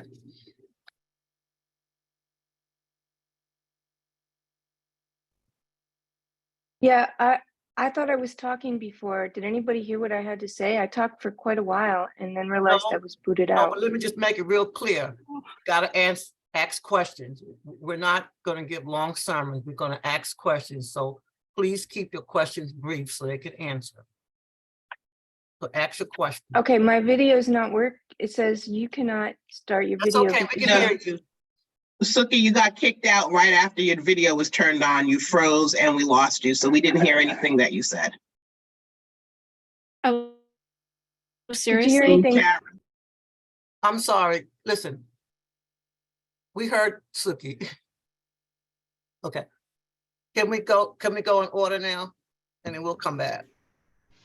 Oh yeah, Ms. Westerdahl, you should have the option to share your turn on your video, and the floor is yours. All right. Hi, everyone. Yeah, this format was a little bit of. Okay, I'm gonna ask you also, because we're coming to an end soon, just to ask your question, please. She's gone again. I think her video is causing her issues. Yeah, she's going. Yeah, she's going. She's gone. She's gone. She's back. Okay, so She's reconnecting. She may be I was booted out again. I don't know. Why does this keep It may be happening? your Wi-Fi freezing because you weren't booted out. You came back into the panelist link. If you had left the meeting, you would be in attendees. Right. I don't know. I just turned on my video, and as soon as I started talking, did anybody hear what I had to say? No. At the beginning? I think you're having heard issues nothing. with your video connection. So if you may want to just keep your video off and then we can hear you. And Okay. Tara, you're both an attendee and a panelist. You're on 2 locations. Yeah. I usually do that because I like to look on my laptop, but my laptop, the microphone isn't so great, Okay, but I fine. can see. Can you answer your question? So- Because your time is gonna be up and you're talking. I know. Well, he brought it up. I'm trying to explain. Just answer, please, just answer the question. Okay, so I have a few questions. One of my questions is regarding the 5G. I don't know if you all saw our CB9's resolution, but the 5G towers use quite a bit of energy. And these towers are 3 stories high and they're right next to people's houses, apartment buildings. as close as I saw one 6 feet in Chinatown last night, away from people's houses. How is the grid going to handle this extra electricity use, something that is going to heat up so much right next to people's houses? Like, that doesn't make sense to me with the carbon neutrality. We have quite a lot of development happening in our neighborhood, a huge amount. Okay, like so much, I can't believe it. And probably 6 developments happening within just a block or 2 of my house. So I'm concerned about how the grid is going to handle all that extra electricity needs in our neighborhood. The other question is about solar roofs. We've been trying in my house to get solar roof for a long time, like a couple of years, and it's very problematic. And the loans, the way the loans work, it's very questionable. And other people in my neighborhood, many are interested in getting these solar panels, and it's inhibiting the way that it works right now to actually do it as a homeowner, like very inhibiting.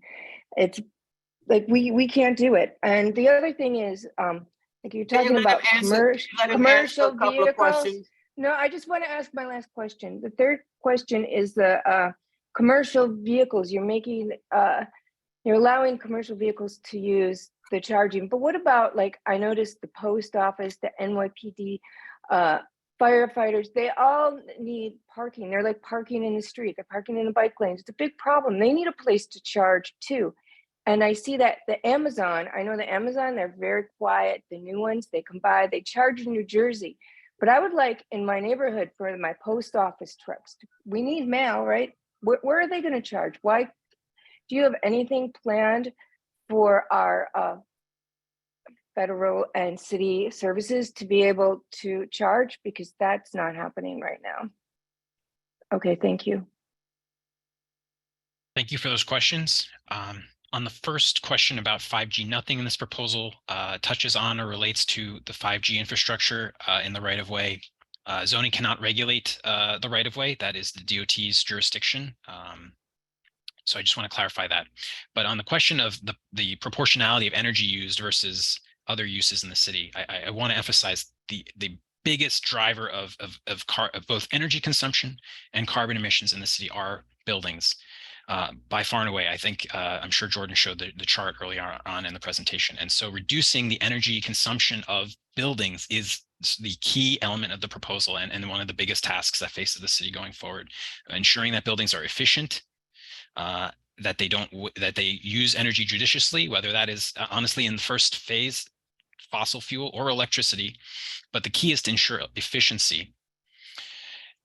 As existing buildings become more efficient, as they're weatherproofed, as they're insulated, then it becomes possible to talk about electrifying the source of heating and cooling, knowing that that building is going to use that electric-based system very judiciously.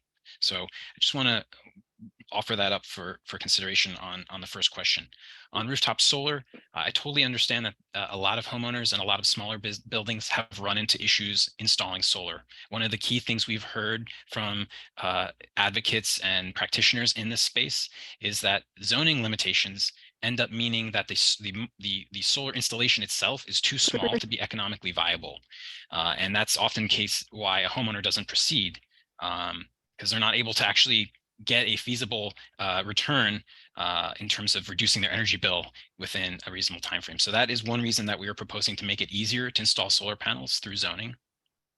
And on the question of charging and commercial fleets charging, absolutely, we are through this proposal trying to make it easier for a wide range of users to find EV charging stations. That's absolutely critical to the future of the city's climate goals. And this proposal absolutely does what it can on the off-street side of things to make EV charging more feasible, more reasonable, and easier for building and property owners to install. You realize we're one of the densest. Excuse me, I have to go to the next person. I just wanted to follow up with one thing.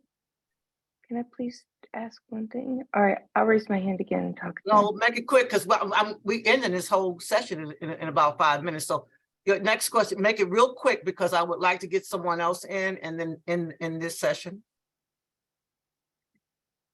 It's okay. Just move on. Sorry. But thank you. Who's next? I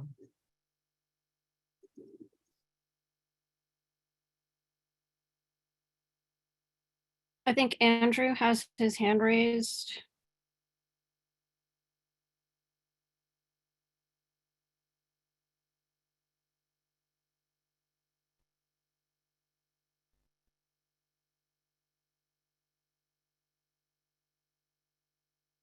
Hi, can you hear me? Oh, we hear you, Andrew. Wonderful. Thank you so much for taking the time to do this presentation. I think myself and a lot of other people agree with the charge of the city of yes for carbon neutrality. I mean, just look outside. Like, it's clear that climate change is real and we need to make drastic and probably meaningful changes to combat it. I'm asking one question, and it's kind of a request. If you could really actually delve into what happens when there's multi-lot or split zoning, or when the zoning tax lots aren't contiguous with the whole property or parcel. In our working group, one of the things that kept coming up is like, oh, there's a property, like a parking lot, that is half R5 and half R7, and 20 feet in, there's a commercial overlay. Like, I tried to read the text amendments themselves, and I was struggling to understand, like, do they get to take the entire lot and pretend that they were just a commercial overlay and employ those bonuses for parking and EV charging and battery storage? Or is it meant to be proportional and prorated to like how much each zoning lot it falls within the parcel? Like, the diagrams that you have online and like on Upcodes are super helpful. And I think as this group, we want to see the best, but we're always looking out for the worst. So those kinds of more complicated relationships to land use would be extremely helpful. Absolutely. Question. Oh, I appreciate it. And as someone in the zoning division who's puzzled over a lot of really complex split lot situations, I can sympathize. It does get really complicated really fast. It might be something where I've offered to speak with Sue-Ann. It might be something where this is something we could look into together in more detail, a particular site. But in general, I'd say that a lot of the changes in the proposal, the zoning text amendment itself, would apply across the districts that you talked about. So for example, if you had a open parking area that was split between R5, R7, and a commercial overlay, you should, under the proposal, be able to cover that entire carport with a solar canopy, notwithstanding the fact that there are different zoning regulations applying. And definitely want to take a deep dive on that with you, look at a particular site if you've got one, and troubleshoot the text to make sure it's doing that. This is definitely the public review period now that we're in is a chance to really take a look at the specifics of the proposal and make sure that's working as it should be, and make improvements where we can. So I definitely want to do that, and thank you for bringing that up, Andrew. Thank you. Is there anyone else before we close out this session? Your meeting is going to continue. So we do have Ms. Boyd and Ms. Westerdahl with their hands raised again. Okay, so we'll take Ms. Boyd a question, and we'll take one other question from her, and then we're going to end this session. And then Sika, you can continue with your meeting after this.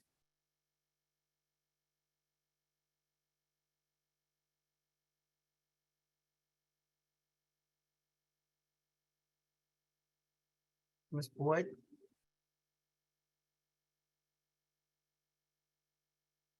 Ms. Boyd, you got to unmute yourself. Okay, again, I'm going back to my original question. So this is a very specific question because I've seen the text amendment, so I'm very much aware of it. I know that Kaijo, you keep talking about commercial spaces when it comes to the parking, but it specifically says that inside of residential parking, and that's the language, it says that 50% of that parking will now be available to commercial vehicles. And it does not, it says all commercial vehicles. It does not say only certain types of commercial vehicles. So this question has not been asked and answered. Also, you talked about, I talked about doing the the 6-foot setback, and you talked about the fact that some people have complained about the fact that the current zoning doesn't allow them, when they put solar panels, to be able to sit there and get the type of energy. But you're moving from a 25% coverage to 100% coverage, and you have not given any statistical evidence of why the 100% is necessary versus a 75, where you can put in a setback of 6 feet for the visual integrity of our communities. So I would like for you to address those specific issues, and that is the visual integrity of 6% of a 6-foot setback on small buildings, and also the fact that your text amendment is axing 50% for commercial vehicles inside of residential public parking. And that's exactly what the term is. Thank you. Thank you. So I do, thanks to Sue, have the zoning text up. Could you just let me know what section or page number the section you're talking about is? It's not my job, Kyle, to sit there and tell you where your text amendments are. You should be fully familiar with your text amendments. It's my job to look at them and to question you. That's what I'm doing. It does specifically say residential. You should be aware of it. These are your text amendments. Please just answer the question. Fair enough. I'm happy to say that that is not in the zoning text amendment, and I can say that confidently. I was the one who wrote it. So I hope that clarifies things, that we're not allowing in residential parking facilities commercial vehicles. On the second question about solar, I think that I don't know if I can share my screen, but one of the things that we've looked at in terms of the proposal development was the question of contextual setbacks and whether solar is permitted within the contextual setback. So as you all know, many zoning envelopes require a street wall and then a setback, and then the rest of the building can rise from there on. One of the questions early on was, should solar panels be allowed in that setback area, solar canopy specifically? And ultimately what we determined was the answer should be no. We should maintain the limitation that exists today, where you are not allowed to put solar panels in the quality housing setback area. And one of the reasons to not move forward in that direction is because we do want to preserve, and we are concerned about it, the streetscape, and we don't want to create urban design impacts such as you'd experience seeing solar canopies on a building at that contextual setback height. So that is not something that we are moving forward with in the proposal. Now at the very top of the building, the main building roof, setback and coverage questions do come into play, and that is precisely the proposal, is to stop zoning arbitrarily limiting how much of that upper rooftop can be covered by solar.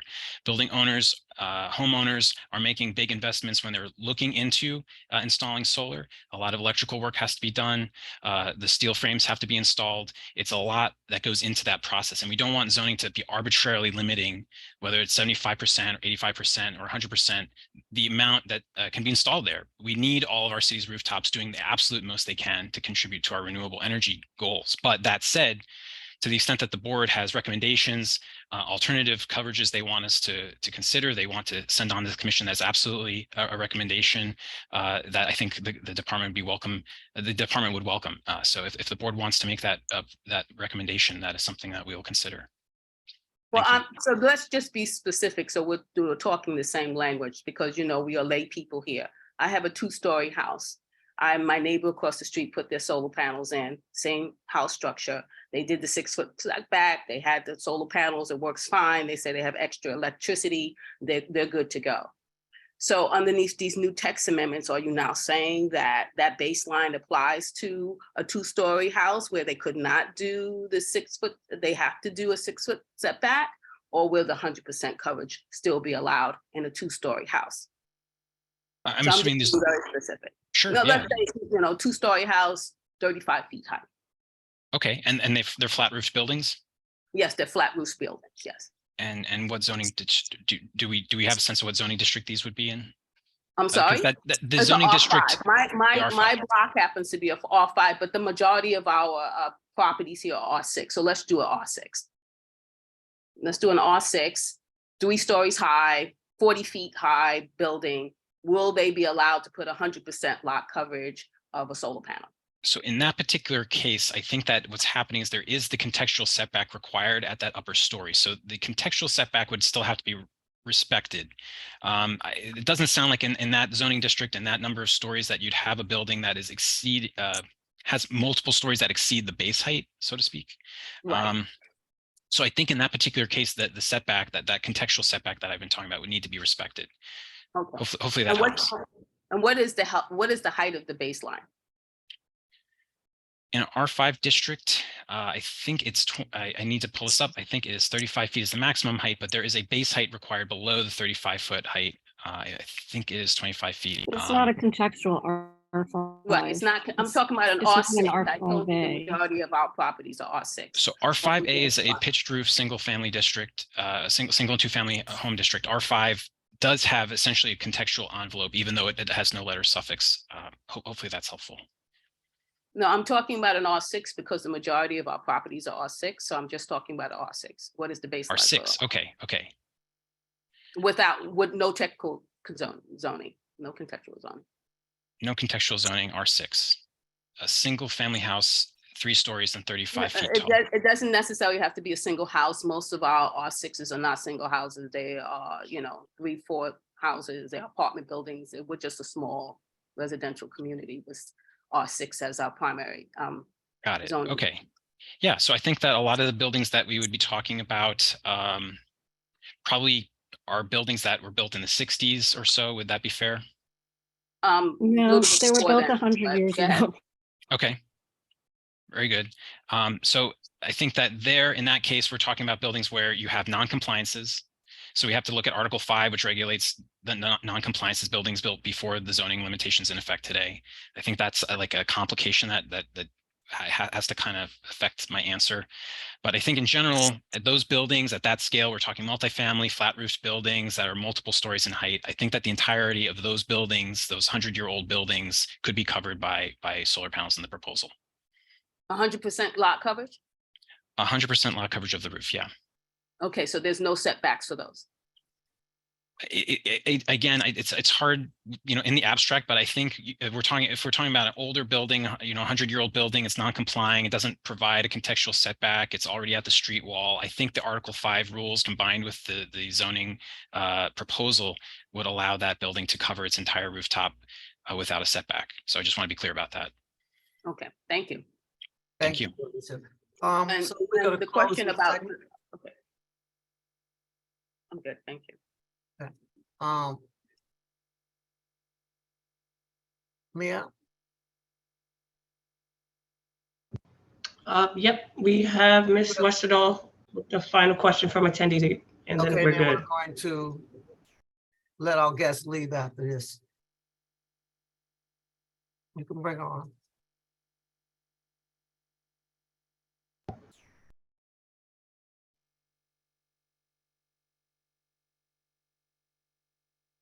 Okay, maybe she still had her hand up from before. That might be the case. I'm not sure. Because I don't see her. Yeah, because she had 2 accounts, she said. Oh, So- she had 2, right, because she kept, Yeah. okay. So, again, we want to thank you for coming and answering the questions. And I would like you just to repeat, I know you said you're gonna have a public hearing, and can you just repeat this so that everyone can like tune in and if you're having a public hearing soon, and so everybody can get their questions on board. So can you just go over that whole lineup you had earlier with the dates? Sure, let me pull that up.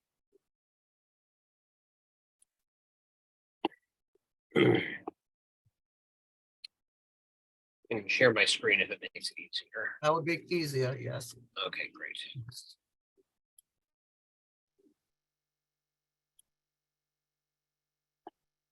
All right, can you see the PowerPoint? Yeah. Great. So we're currently in the 60-day review session between early May and early July. The public hearing at the City Planning Commission, I believe, is going to be on July 26th. Is that a confirmation of that from, yes, right. getting a thumbs up. Okay, great. So July 26th will be the public hearing held by the City Planning Commission. And We will continue. We welcome your comments on these proposals after that date as well. I think this proposal is not scheduled for a city planning commission vote. I think comments are welcome on this. I believe until August or September is when the city planning commission vote is scheduled. So, yeah, July 26th is the public hearing, but we accept and welcome comments until the city planning commission votes. Okay. That's So right. you So have- just given the slide, I just want to clarify the commission is tentatively planning a special meeting on Wednesday, September 13th for the vote. So that is a little bit later in light of the fact that we don't want to have the vote in during the August community board period. So September Yeah. 13th. Yeah, apologies on the slide, not having that correct date, but it will be in September, the vote at the CPC. And then we'll see the city council vote 50 days clock. They have the 50-day clock after that. Okay, so July 26th is the public hearing. That's right. Okay, so everyone can present their questions in and participate. Am I correct? That is correct. Yes. Okay. And then September 13th is what you say, city planning vote? Is that what you That's said? when the city planning commission is going to vote on the text amendment. That's the current schedule. Okay, so what's October? I'm looking at October up here. What is that? It says city council vote. So what? After the city planning commission votes on the text amendment, then it goes to the city council. And I believe the council has 50 days to vote to vote for or against the text amendment. So if city planning commission votes in September, we're looking at a city council vote sometime between then and like late October, early November, I think. So you don't have a date yet then? No. Okay. The council will they'll set their date after our vote. Once we've referred it to the council.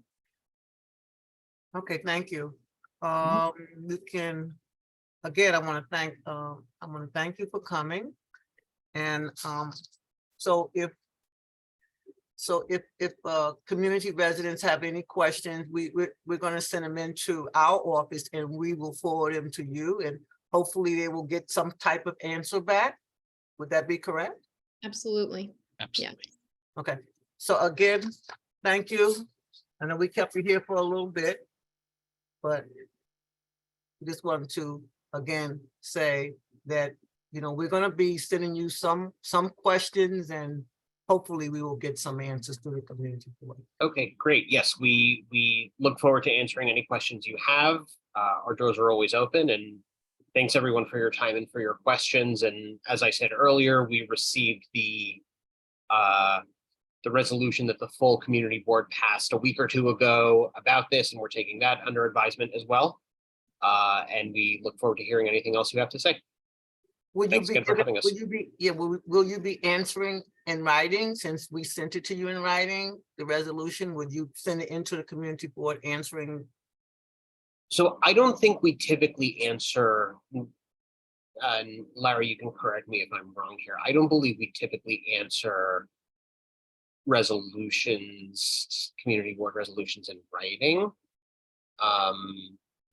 We'll connect with you and figure out the But- best way for us to be able Yeah. to continue the conversation on the questions that came up during the resolution and the questions that came up through this meeting. And any further future questions as well. Okay, thank you. Mia, I'll turn it back over to you. Thank you, everyone. Thank you for coming out, to the DCP team, and Suki. You have the floor. Okay, thanks. Actually, I just wanted to very quickly ask if you guys do have that reasonable worst case scenario that I asked about. Is that something you can send to us? Yes, so the EAS, which contains that analysis is listed under public documents on our ZAP entry, and I Okay. don't see a chat, but we'll follow up and make sure you get So, that information. okay, so it's not a separate thing then. All right, that's fine. It's part of the Thanks. EAS, that's right. So I guess we'll email you with further questions. Sounds good, thank you. Did anybody else have any last questions for them while they're Questions are- here? No, they're finished. You gotta go on with your meeting. You're not gonna be at your meeting till 10 o'clock this evening, so we need to let the company go. And then we need to go Okay. to your meeting so that y'all can do what's necessary. Okay, thank you. Thank you, everyone. Yeah, thank you for having us. Thank you. Thank Bye, you. guys. Take care. Thank you so much. Thank you.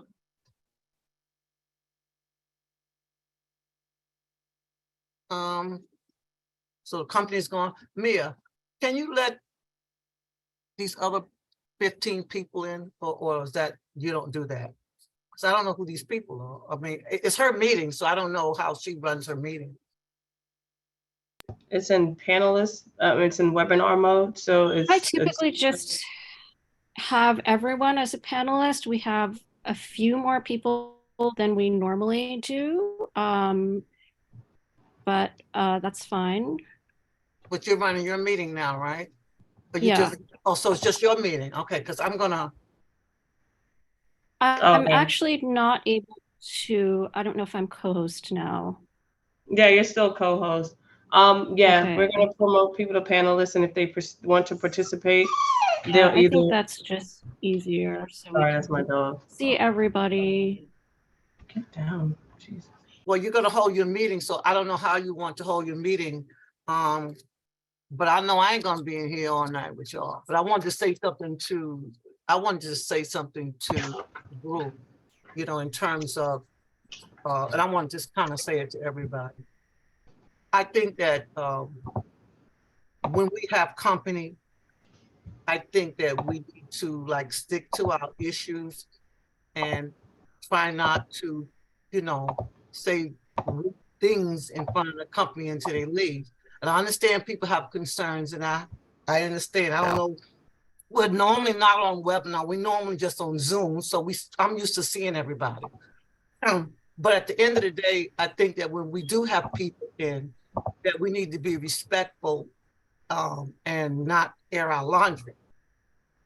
So I know Alicia had some questions in reference to that. I didn't know, I couldn't get it either. So at the end of the day, it was just a little error that was made. So that's what I wanted to say. And I just, again, I want to thank the subcommittee. I think y'all been doing a really great job. I do think you need to time your meetings though, so that you're not here all night, you know, get to the point. One thing I wanted to say, and because on my meeting on the 13th, we have someone coming in. So I hope that y'all will be there. The District 35 land use planning presentation with the CM Hudson and Hessen Street. They're going to be in there. So they're going to be presiding. And when I ask you all to do questions, not 50 questions at once, the thing I like to do is to have everybody to ask a question and not to challenge back and forth. So if they're not answering your question, then you know you ask for the follow-up. But the point is that I just want everybody to be able to ask at least one question. So I'm just saying it in general. In my meeting, I'm just going to ask you all to please ask one question, no more than two. If you ask one, you might have to do a little follow-up with that one question. But I think that if we're dealing with the community and we're dealing with ourselves, we want everybody to get in there. And sometimes we don't even have to ask the question because somebody else might ask it for us. So that's all I'm saying too. And again, committee, I want to thank y'all. And I'm normally not here on Tuesday. Y'all got me here on Tuesday. So I'm going to see y'all all next week. And Alicia. Thank you so much for coming, Pat. Right, Alicia. Yes, Pat. Whatever happened, it kind of happened because we normally, like you say, you know, I'll Zoom in. We normally see everybody. So it's not something that was done deliberately. And again, they were supposed to come on the 13th and they bowed out. And so I kind of asked Suki, could they come into your meeting rather than just not have anything at all? So again, I apologize. We did the best we could. Yeah, You know, we really Pat, did. They canceled Pat, on Huh? us at the Pat, last it's minute. not just, it's And just not, it- what we have to be considerate of is the fact that when you ask people to do outreach and people do outreach and we send them links, that at the last minute, the links don't change. It makes no sense for CB9 to then send out links and then at the last minute decide to change the format. So now they have to change the link because now people have the original link and they're told, well, the meeting hasn't started because nobody's bothered to take the original link and say, okay, if you're linking here, forward it here. So no one's doing the follow-up. It's as if there's not a concern for the residents to attend these meetings. So if you really want a resident to attend a meeting and you change the link, then you have to go back and look at where you sent them originally, and then put a message there and say, okay, we changed the link, here's the new link, please get on. But there's no follow-up. And so you didn't have the community here. The community was not here at this meeting. And yet the community is very concerned about this issue.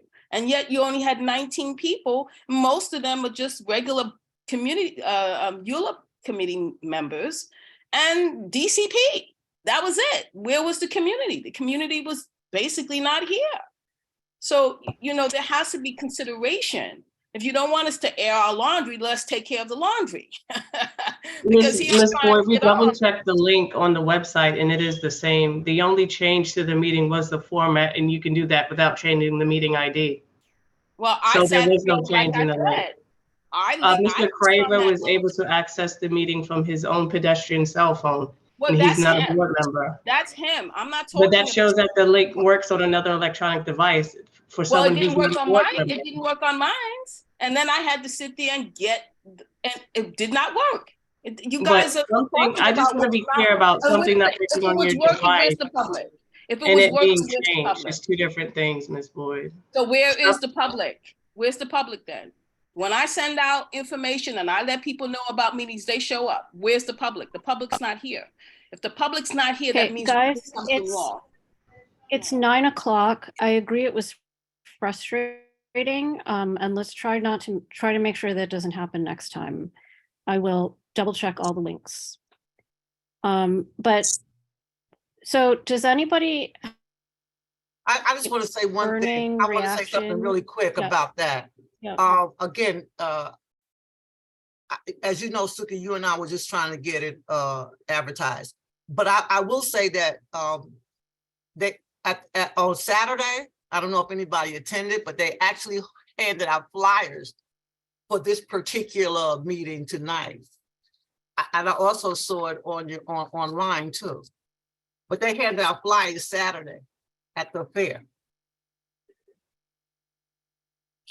So again, Alicia, we apologize for it, and I hear what you're saying. So, and I agree. Thank you.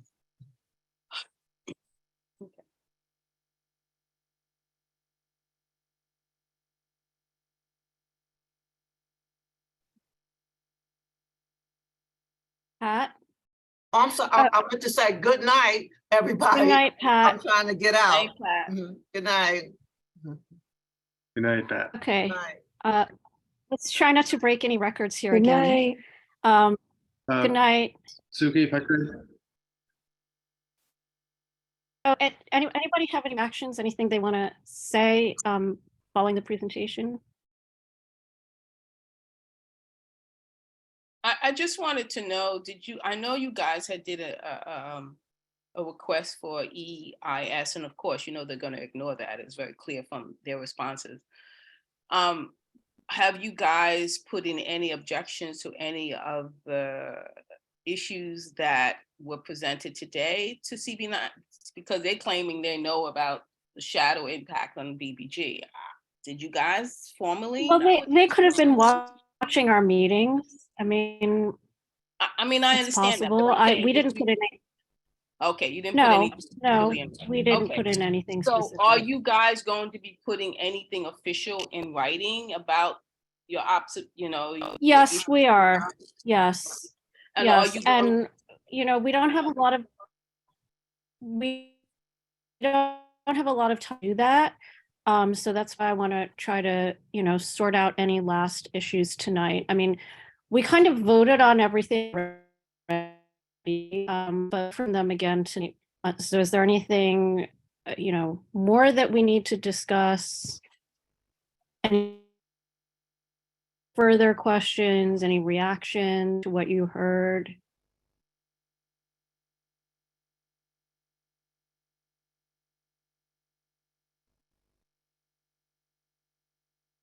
Anybody? Even I think our stance again on the fact that this city is too complex for some of these broad-based text amendments. Even Alicia's questioning on the roof, when we dug and dug and dug, and we're R6 and we're 100-year-old buildings, like, oh yeah, no, you're going to be 100%. But that's not what you were telling us for the last hour. exactly. Saying that we were going to have setbacks. Yeah. That the Right. building And I code don't would think force a setback. So you don't know because there's so many variations and exceptions that it's difficult. And it is what it is. It's the city that we live in. We know it's a very complex city.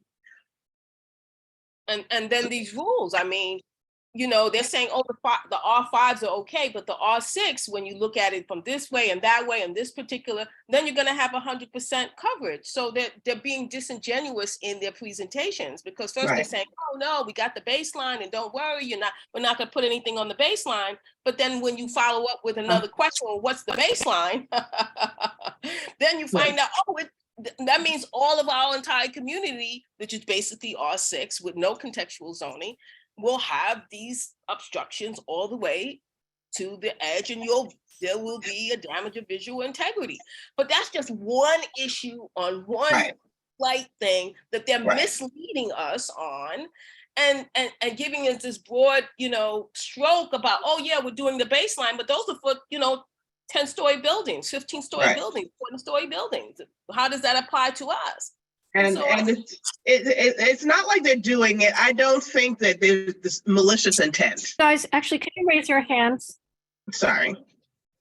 Go ahead, but just yeah, I don't think it's a malicious intent. It is what it is. They're trying to do their job.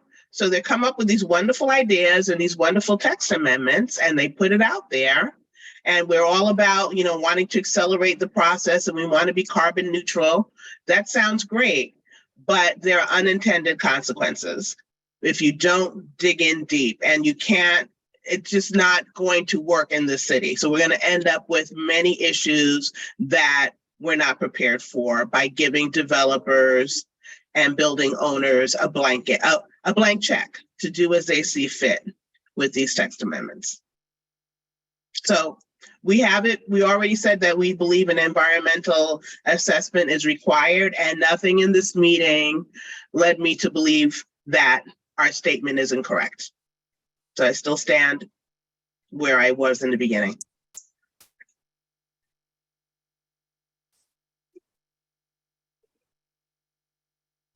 Anybody else want to say anything? Alicia? Well, I just hope that that you guys will, besides asking for the EIS, that you give some specific, like one of your recommendations is that they institute height setbacks in all districts that could be affected by the solar panel 100% coverage, to ensure that the visual integrity of our communities and neighborhoods are maintained. Mm-hmm. So that should be, especially anything, 2 and 3 story buildings, you could, 6-story buildings, R6 zones. We are all basically an R6 zone, so maybe we should tailor it to CB9 and say within our R6 zones that all R6 zones have a setback of 6 feet, because they didn't provide any statistical analysis of why they need the 100% lot coverage. They just said, oh, well, some buildings, some owners said that, they need more space because the solar panels didn't do it, but they didn't say what percentage that was or what they didn't do any analysis to that. They just came up with the 100% lot coverage being that's easy. So I'm asking if this committee at least can make one recommendation, specific recommendation, is that in a community board 9, that R6, anyone with an R6 zone, that they have to have a setback when they do the solar panels. That's and then the other ask is I would ask that along the perimeter of our Brooklyn Botanic Gardens, that that there'll be an exception to the increased mechanical equipment provision from the 40 feet to the 55 feet. So that to ensure that the visual integrity and, there's no negative shadow impacts on CB9, Brooklyn Botanical. So those are the 2 resolutions I'm asking you guys to consider putting forward to them, which is very specific. And they do this. I just want you to know, they do text amendments where they carve out and put in exceptions to text amendments in a particular community. So it's not something that's completely unheard of. They don't like to do it, and they feel like the more powerful community boards get it, and the weaker ones we can just ignore. But I'm hoping that you guys would push it forward. Thank you.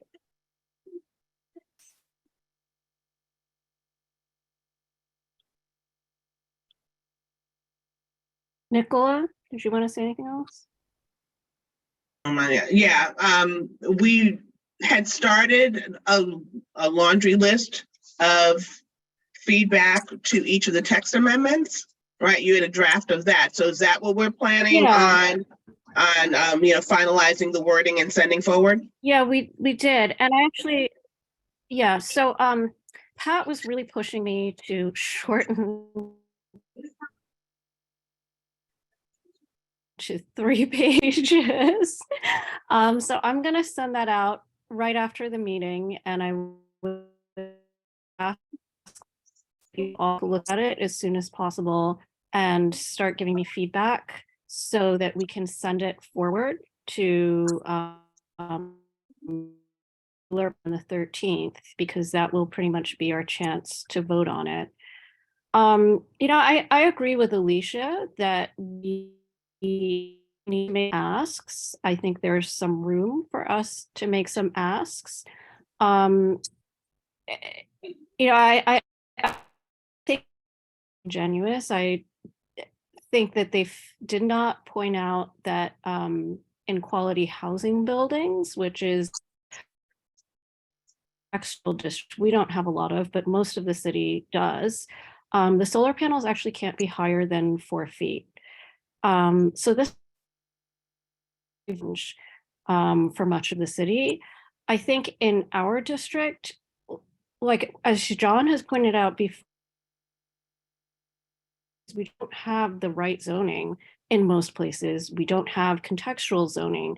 And so it's sort of like whatever it does whatsoever that they're making the rules more permissive. But whatever they do, we're going to have these problems, right? Like the guy building next to John today, under the current rules, put up 15-foot tall solar panels. He use permitted structures. He can just use his unused FAR, right? And so, like, this is really the big being we don't want to make the rules more permissive, is that we never got good rules in the first place. And I got a sense that they were not really aware that our community, A, doesn't have contextual zoning, and B, is mostly historic and mostly low. Like kept talking about like the contextual setbacks and where your building's built in the 1960s. Like he clearly wasn't thinking of it looks like ours, where it's mostly low rise, mostly pre-war, and like there's going to be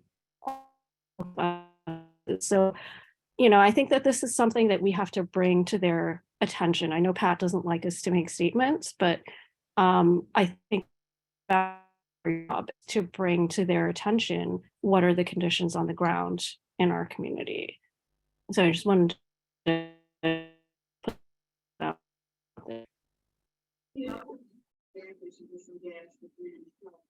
Who was making that statement? Was it Nigel or Jonah? Jordan? I think it was Nihilus who was. Silas. Okay. All right. So I think he's more citywide. He's not dedicated to CB9 and 8. That's what I was going to bring up, that fact that if it was one of the planners that's dedicated to our areas, our community boards, and that's really a problem because that means they haven't done their homework in our area, on our area. Well, we actually new CB9 liaison. He just started. We met him like last week. So while, letting them all know what's going on in our community. Mm-hmm. And which one is that, Jonah? Is that the person you met last week?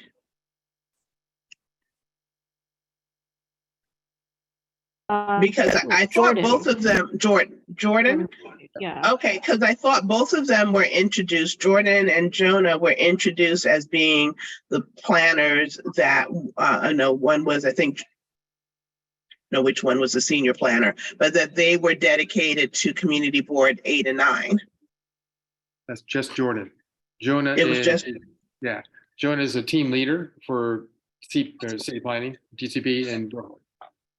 So I don't know how big a team, how many teams DCP has for Brooklyn. I would think more than one. Okay. I also think nobody mentioned, some of the things that are other things that are going on, like the grid scale, like the batteries and wind turbines and all of that. And it might, the batteries, or there might be sections of CB9 that are going to be considered for this by, but it's it's kind of scary. People are like in tears over this, and I think people have different views about risk and what kind of risk they're willing to take, but there's clearly a risk. I think just last year there was a fire at G&E facility in Moscow. It was a utility scale battery facility. There was a fire. They told everybody for half a mile around to close their windows because these fires generate more particulate matter than typical fires.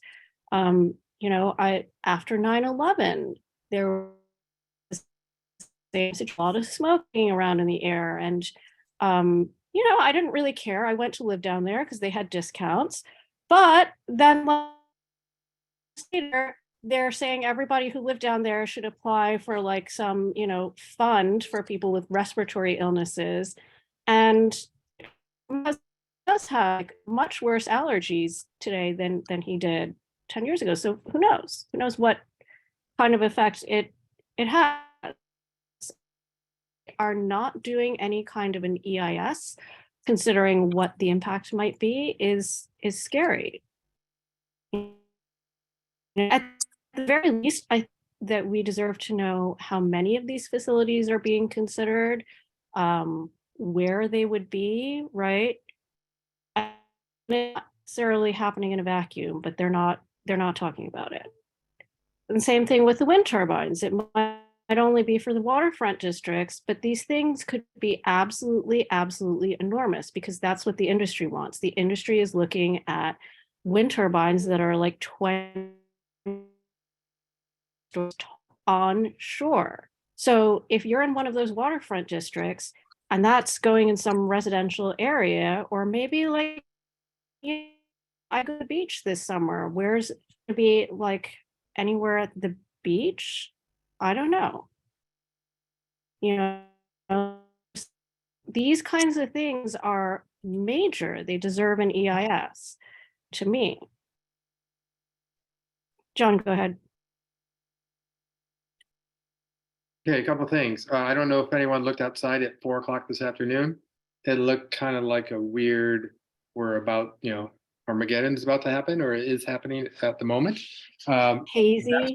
That's climate change. You can look at, you have your phone, you can look at your AQI and zoom out, and you see the fires in Quebec and see the massive impact of really dangerous air that's being put up by those fires.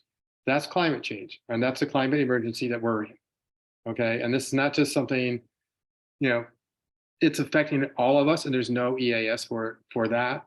There's nothing that's driving any of that, and it's a huge issue. And I get all this little I don't want to belittle anyone, but there were minor things. Suki, you brought up wind turbines in your email. I did a quick search for turbines quoted within the text amendment language, and it talks about those could be located on buildings in commercial and manufacturing districts that are over 100 feet tall, and the highest point of the turbine can't be more than 55 feet. So these are not 400-foot tall onshore wind turbines in your backyard. They're on top of buildings. You talk about accessory uses within yards. That's on top of buildings. So it's much. Well, no, but they're talking about a special permit for the waterfront areas, right? And in the waterfront, they can do a special permit to increase the height, and the ES specifically said there would be no limit on the size. And in the language that was presented. But even feet is quite tall. I mean, there are there's a building down the street from me that's 23 stories tall. They could put another 55-foot tall wind turbine on top of it. I mean, yeah. And that's how that language is set. I mean, I'd rather look at a wind turbine than sunset at 4 o'clock in the afternoon in July or June. I mean, these are the things we're balancing. Well, they haven't, right? But I guess the point is, this isn't. I think the waterfront thing is not the specifically, unless you go to the beach. But that's one of the reasons they're talking about the special permit, is that right now there are restrictions on public access areas in the waterfront, which I assume means the beach, that you can't have these huge turbines. But if they're talking about a special permit, that's because somebody wants to do something much, much bigger. And the ones that the industry wants to do, again, do a quick Google search, all the results that come up are saying that they're getting bigger and bigger, and the heights that they want, they're talking about 200 to 300 feet. Not in The urban more areas. energy they can generate. Right. They're not located in urban areas. This is not where Well, it's not economically exactly, viable. but where in the zoning text resolution does it say that there's going to be a height that the special permit any certain size? It just says leave it to us to decide whether it's appropriate. Right? There's not even like a requirement that you'd have to agree to, or it had to be met. Right? Practical difficulty, minimum accessory or necessary to allow for appropriate wind energy system, and the proposed modifications do not alter the essential character of the neighborhood. So I think if you put a 400-foot wind turbine in pretty much any zoning district within the city, whether it's manufacturing, commercial, and clearly residential, that would be difficult. If you have a 400-foot tall wind turbine, that would affect the essential character of the neighborhood. But who gets to push back on that? Because aren't these all as of right text amendments now? There's no exception. It's not as of right. Well, I mean, I think community CBC boards would have to still allow be it. able to, community boards would Case still by be case. able to comment, but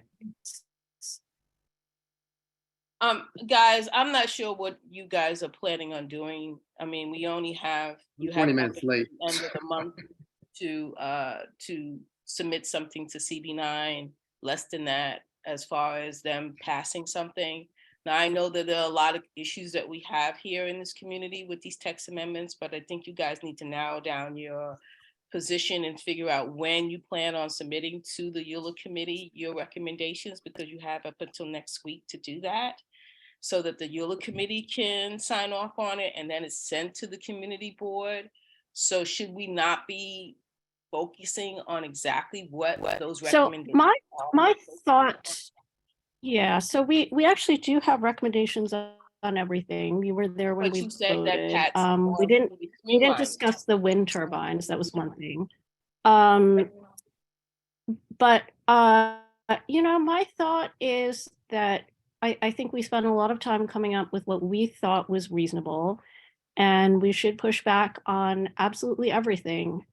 And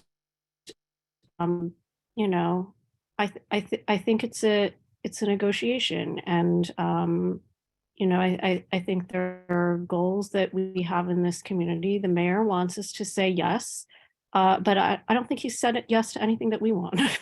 So that's something to keep in mind, you know. So it's your recommendation that every one of your oppositions you're going to be pushing forward to the EULA committee next week, next Tuesday, as is, the way that you Oh, presented? it's ready, because we've you know, we voted on it like last meeting, right, guys? And that was actually the second time we voted on it. So Well, again, it's ready. then I asked that there be a modification to that based upon the DCP coming to the community and doing their presentation, which you should be willing to modify, because that's the whole point of them coming. Yeah, absolutely. And Yeah. definitely put in the fact that an R6, because we are predominantly an R6 zone and we are a very low rise community and we're non-textual zone, that DCP has informed us that 100% lot coverage, et cetera, et cetera, et cetera, and put that inside of your resolution, asking for DCP and ask a specific request. Yeah, that DCP absolutely. That's in there. That's, But it's not yeah, in there that's in our specifically. recommendations already. Right, but it's not in there specifically based upon the conversation that we just had. Sometimes I think it's really important for us to put in the facts that DCP came to us. The DCP stated that the R6 will allow 100% lot coverage. And as a result of that, because predominantly our community is predominantly an R6, that we're asking that the text amendment include an exemption. No, that's, in 9. yeah, that makes sense. That way we're not asking for an exemption for everyone. Everyone takes care of I mean, district, but we ask for an exemption for R6 and CB9. That's a specific ask. It's one thing to say no, no, no, no, no. It's another thing to ask for something. Let's ask them something, and ask that, as well as ask for protection along the Brooklyn Botanic Gardens, and saying that, again, we're asking for an exemption to the 55 height for exemption for the mechanical equipment, because there is a sensitive within our community. That's what I'm asking. I'm asking for one those thing to keep in mind, though, Alicia, even if we ask for a specific exemption for R6 and CB9, as John has pointed out before, John's house is in an R6 zone. It's not going to stop the person next to him from putting up 15-foot solar panels because they have extra FAR, right? Well, that's really the and problem. I understand that. What am I supposed to do? They're going to pass this, guys. They're going to pass this resolution. They're going to pass this carbon neutrality text amendments. They're going to do it. They were all bragging about it. DCP was talking about what a great job. The commissioners were talking about what a great job DCP was doing by proposing these text amendments. There was one commissioner that did talk about shadow impact, and she was very concerned about that. So we have to, do the best that we can with what we have. So we can say no, no, I no, think but a- they're gonna ignore it unless we ask for a specific exemption. We can ask. If they say no, then fine. They say no, but at least let us ask and give the Right, rationale. so we actually, that's actually in our recommendations. I think you were there when we voted on it, Alicia. I that was, but Our okay, what recommendation was, I'll do is I'll just write something and send it to you and say, basically based upon the information that DCP has okay, provided. to no, us. don't worry, this is in our recommendations. I mean, I think our I know, but you have recommendations so are- many recommendations that say no to everything that it's just kind of get lost in the sauce. Oh, well, they just don't like anything. Don't pay it no mind. And there is no specific acts for particular No, we protection. didn't say no to everything. No, I know, we but didn't that's say the no to way that they're everything. going to. I don't want to debate with you whether or not. I'm just saying that sometimes it's important to put the ask in there for the protection. That's all I'm asking. It's not in your resolution. You're not asking for protection. So you're just saying you don't agree with it because of the impact. I'm asking that you put in for protection. That CB9 officially put on the record that they want their community protected from the text amendments on this issue. If you want to add more, that's fine. My thing is these two issues.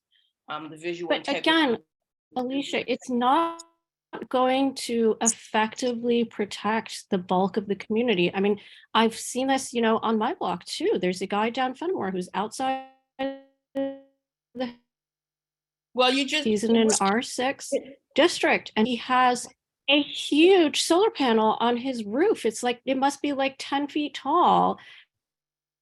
He's allowed to do that because he's allowed to build up that high. The house next to him is a story taller than he is. And so I can understand why he wants his solar panel up that tall, right? But then that means that the guy next to him has that issue with the shadows. And so everybody's either going to have to do it or they won't get solar panels. And so pretty soon, like the whole block it looks like that.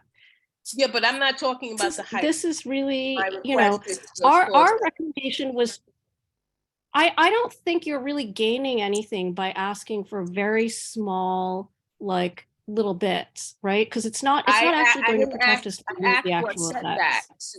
Suki, I'm asking for a 6-foot setback. Yeah, I'm not talking about the heights. So you're talking. That's in our ask already. Well, the setbacks will apply to everyone and it would be uniform and it would affect everyone. The setbacks is to maintain the visual integrity of our communities. There's actually okay, if you're aiming for minimal visibility, there's a variety of factors that affect it, right? There's height, there's coverage, there's setback, and there's the height of the building itself. The height of the building itself actually makes a big difference because on a taller building, a taller solar panel that's set back will not be as visible from the street.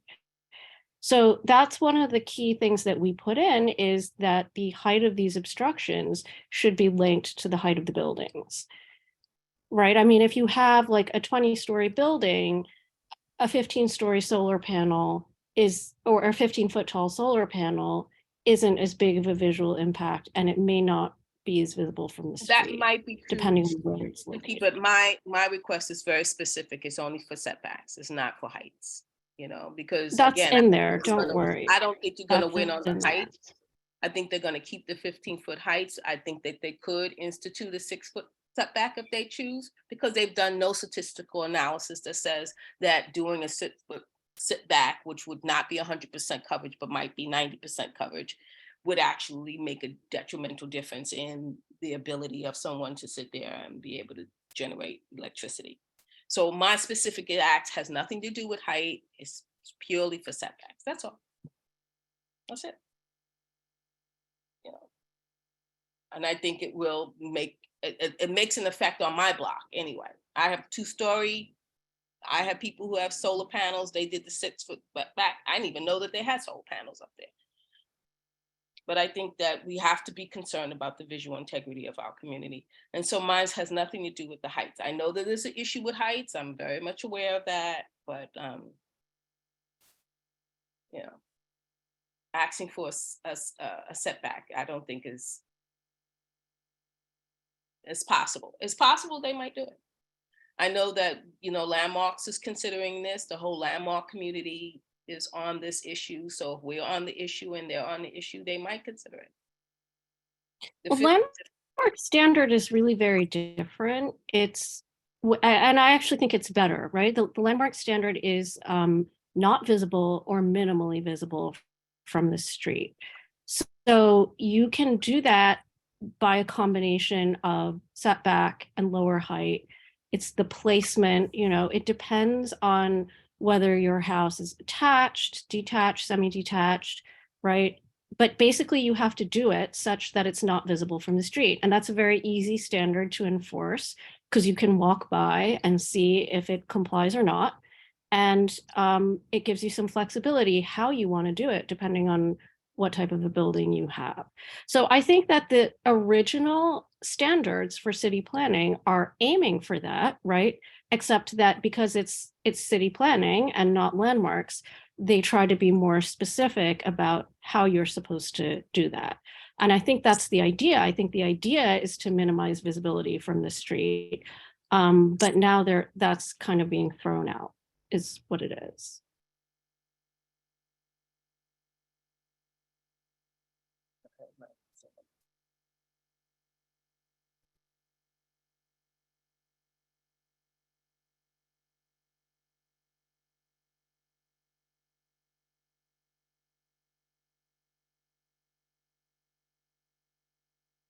Did anybody have any other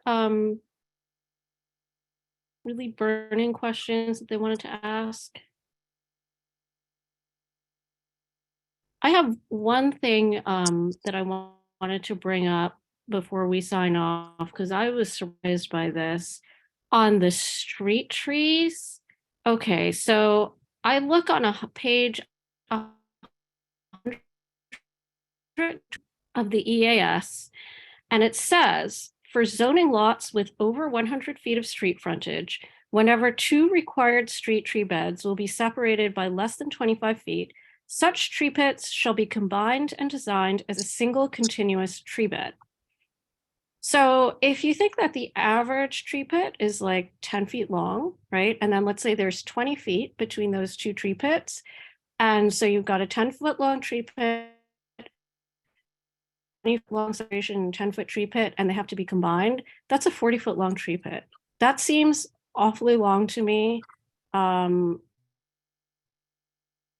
We have one block, Andrew, this might be your block, on Lincoln 1. They have these huge tree pits that date back to and if you're if you're an elderly person trying to get out of a car at the curb, that's like a huge thing to hop over. All those roots, garbage, dog poo. Some people have fences, some people don't. That's like a major issue. Those are I don't know if anybody else non-conforming tree pits noticed based that. on the New York City design guidelines. Like a normal tree pit would be like 6 feet. A lot of the tree pits now are 8 feet or longer. The ones on my block, they've got to be like the new ones, like 8 feet, and now they're talking about connecting them. So they would be they could be up. Yeah. They have to. Are you They're saying mandating there's that an they be up to access to 40 feet. Sorry, I'm having difficulty, I think, with my internet tonight. Are you saying that there's an access to the street You're kind problem of that breaking you- up. No, it's an access to the curb. Like,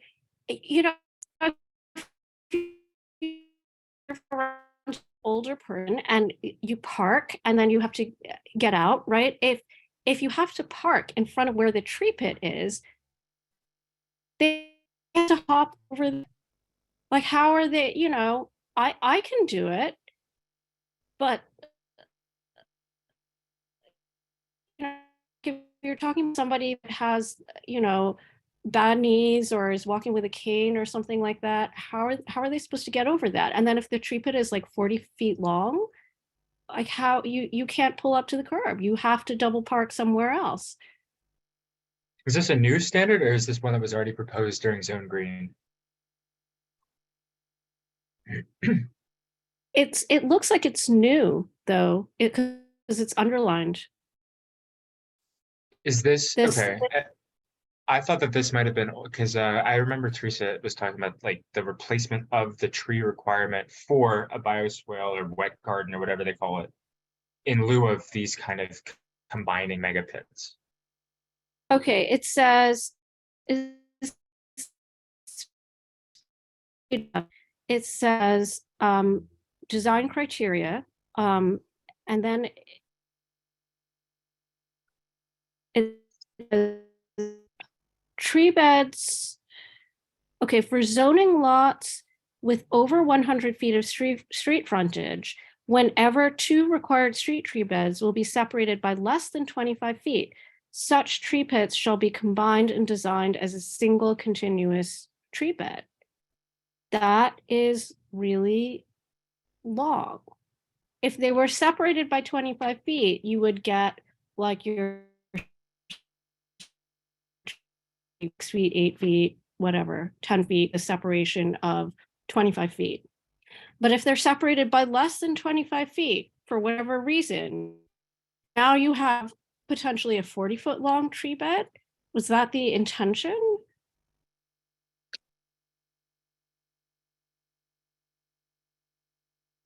I think there are so many other curb limits, like you can't be within 10 feet of a sign, or you can't like, there's so many other things. I don't think that max is really huge, to be honest. It is.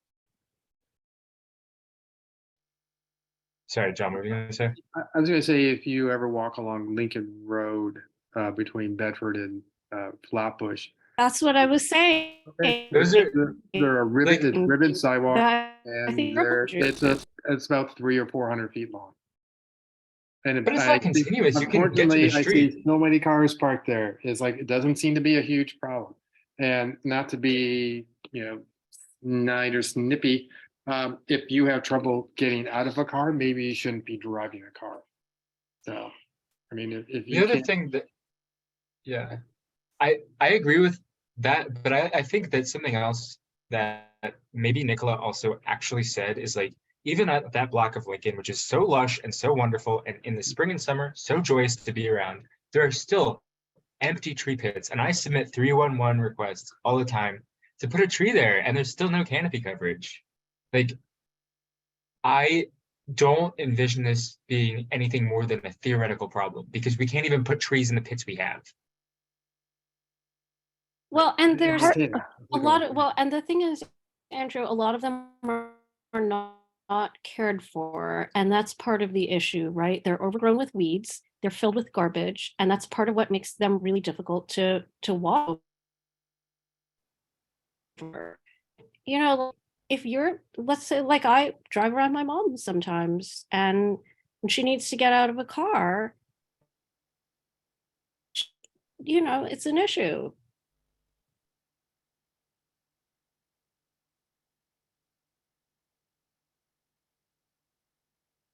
But those are pre-existing things, right? That probably nothing will ever be done about, really. We're talking about new trees. This isn't actually an option.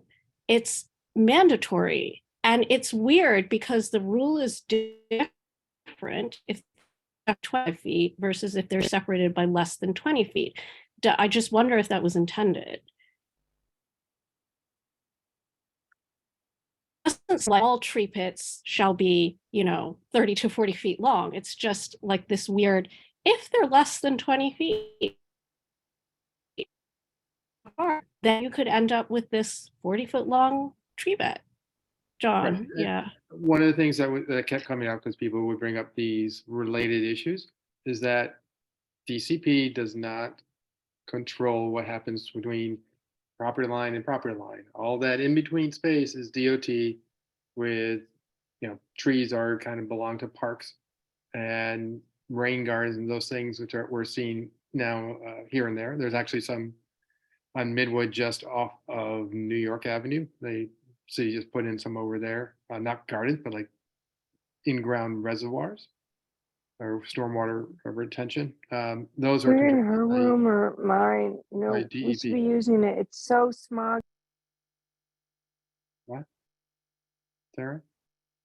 Tara? I think she didn't realize her mic was on. Oh, was my mic on? Sorry. Yeah.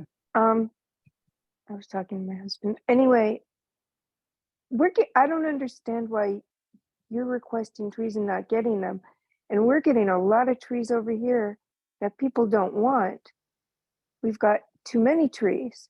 Well, I think new trees are And planted only by the city when it is requested by the adjacent property owner.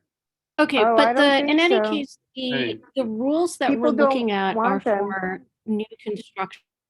You're on the environmental committee. And even though it's Parks who does the planting, this design rule is issued by DCP. Yes, if you're a new builder, you submit a certain number of street trees to be planted based on your builder's pavement plan, which is part of the city application for new construction. Like that I agree with, but you don't always get a say in exactly where you're going to put the tree.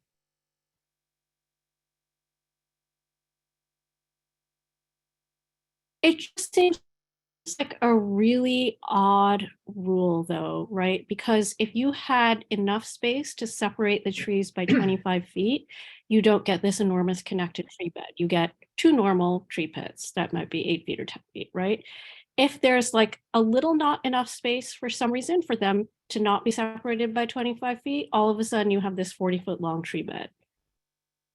Suki, just I finally found that section. And there's a comment as A124. It's an allowance that continuous tree bed is. It says new allowance for continuous tree bed in line with new DOT design standards. So essentially, they're just recapitulating a standard that exists elsewhere, saying this is what you have to do. So as Andrew pointed out, it is still a DOT influenced design of where trees and tree pits are located. And if DOT has this design standard, DCP is just saying you have to be aware of this new standard, and this is what you have to comply with. So it's not really, it doesn't seem to be a DCP matter. Okay, so maybe we should take this up with DOT, or maybe we can ask Nihilus where it comes from. But that's very weird. Yeah, the comments that are on the right-hand side are really helpful. I mean, identify why certain things are not 100% helpful. Oh, that's interesting. Comments. Did I? Do You're reading the body of the text. Have to be in PDF to see the comments? That's what I'm looking at in the PDF. I downloaded it and have it. All 163 pages of it. It's on page 59. Are you on the Zap? I downloaded, it's the carbon neutrality annotated zoning text.pdf. Yeah.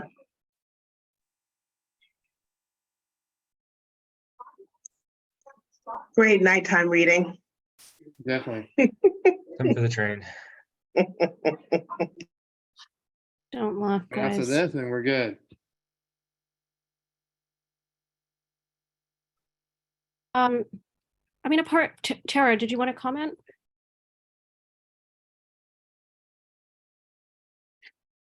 Oh, I was just commenting about the trees and the bioswales and the.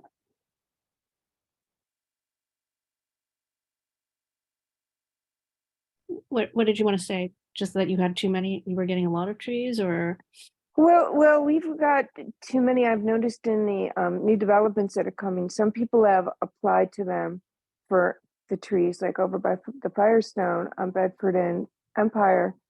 And then like they killed all the trees in front of the new hotel on Empire. So I think they're looking to have those, the bioswales instead of an actual tree, which I think is a bad idea, honestly, for the rainwater. What? But as John said, I think this is probably a DOT parks issue than the city planning issue. Okay, so we might have to confirm that with city planning and then take it up with DOT because that's weird. Yeah.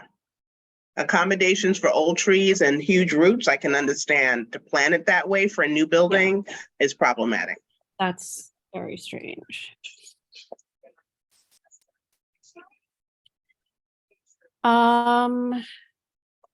Okay, was there anything else anybody wanted to raise? I mean, the question that I asked during the meeting was really one of the biggest outstanding questions I had about, you know, this FAR exemption versus the 5% bonus. And it sounds to me like they can take them both. Yep. But at least they can't use permitted obstruction as well. It's not in triplicate, just duplicate.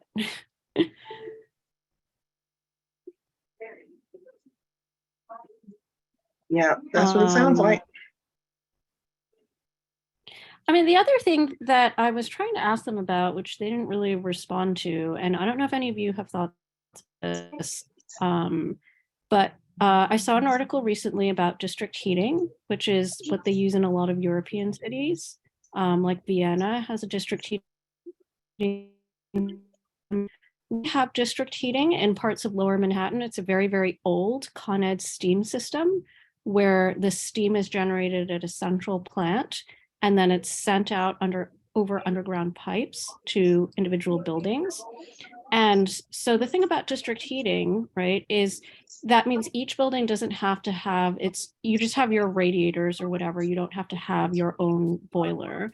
And so it saves money that way. And when there's a need to roof it and to replace fossil fuels with renewable energy, it's done at that central location.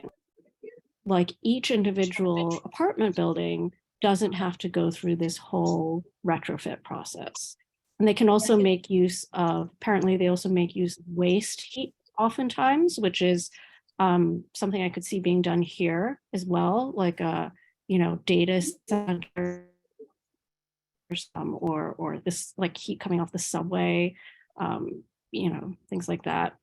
So I was just wondering if any of you guys heard of that and what you think of that, because it seems to me like, you know, maybe for us, we're a very weird district because we go all the way from single family zones to like high density apartment buildings. And, you know, but actually the majority of people in our district live in these apartment buildings. So, you know, that's something to think about, that maybe not every solution works for every type of building. And I'm wondering if you guys had heard about this and what do you think?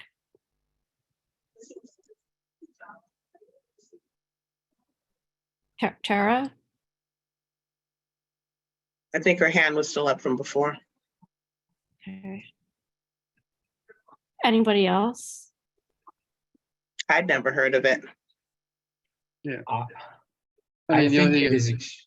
yeah, no, it's kind of, you know, everyone or most people, the iconic steam manhole venting steam Right. through the air. I mean, Right. that's Con Ed, and that's the district heating that we have, and it's powered by fossil fuels. So, and I don't know much of what they're doing in Vienna. I'm not sure it's 100%, you know, renewable energy sources, but I would be very surprised if when they built it in the 60s, that's what they're doing today. So, and the waste heat could be anything from incineration. I'm not sure we want incinerator plants in our district where they're taking the heat from that and, you know, burning garbage, and then we've got now heat from that. I don't think we want that. So there's trade-offs and everything. I don't think we want a gas-powered plant, you know, down the block and spewing, even if it's very efficient. I don't think we want that. I don't know. That's Andrew, is this something that you've heard about? Do you know anything about it? The Con Ed team, absolutely. I think in our district, though, that would require the cooperation of many and vast and diverse property owners, and it's not likely. I think it'd be more likely to do either geothermal, but doing that as a retrofit can be a little challenging if you don't have like free backyard space. It can, yeah. John mentioned, yeah, but you don't need to cross property lines to do it.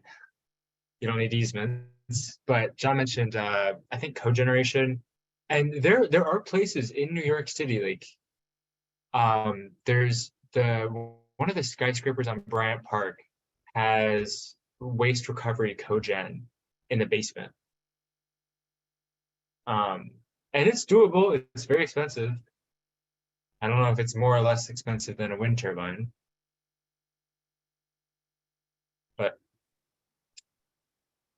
actually, I forgot to ask about storefronts for composting. That was something I was meaning to ask about. Whether that is a total tangent here, we can go back to waste and energy later. But like, do you have a sense that the city is trying to kind of forego its responsibility for composting and going to abandon pilots to create like a privatized compost storefront industry? Like, is that what the text amendment is written for? That's the sense I was getting. It seems weird. I have no idea. I mean, I think it's being the curbside composting rollout started in Queens. And I've seen some other neighborhoods that have the orange street cans. It probably isn't starting in our district yet because like we have issues with people just throwing away their garbage correctly. No, So the city of Yes approved the city of Yes for composting in storefronts. you know, that's a good question. The only place that I've heard that the Park Slope Food Co-op sells compost that's been generated somewhere else. But the idea of like composting inside a store just seems like has a lot of issues. I mean, there's not even that much space, right? You'd have to have really an enormous storefront for any decently sized like kind of compost generation. Okay. I don't know. Sorry, back to the I other mean, topic. I can't imagine how you would pay the rent selling compost in a small store. It just seems I have no idea what's behind that. It would probably be like an accessory used for like a coffee shop that takes back grinds or something. That's So they're actually not selling a lot of compost. Probably, but it would not be permitted as of the current regulation to like sell garbage. Like, it sounds terrible. I just wanted. No, I would pay money to pick up compost tea from my backyard. Yeah. It's under an accessory use. It's included that as an accessory use. Accepting compost, and you're not required to sell it, but you're allowed to accept it. So you're saying that's already an accessory use, No, or that's under will the text be amendment. They're trying to make under that an the accessory new use. text amendments? It seems It is a odd. very weird. Like they're going for an industry change here, but I can't place exactly what the goal is. Yeah, I can't see it being effective or even highly used at all. I just can't imagine. And I love compost. I have built many a compost windrow down in Gowanus in my day. Yeah. Yeah, it doesn't seem like Back it's to energy. something that would make a huge dent. No. Yeah, it doesn't make sense. It just like compost should be done in like a larger bin somewhere. It's much faster and easier to do when there's a mass of it going at once, right? Not little, I don't know, in a store. Who wants that?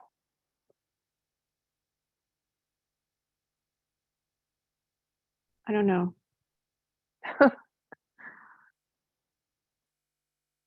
I don't know. I mean,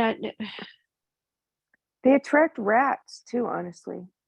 We were composting in the yard and we had to give it up. So we just bring it to the garden or to one of the drop-offs now.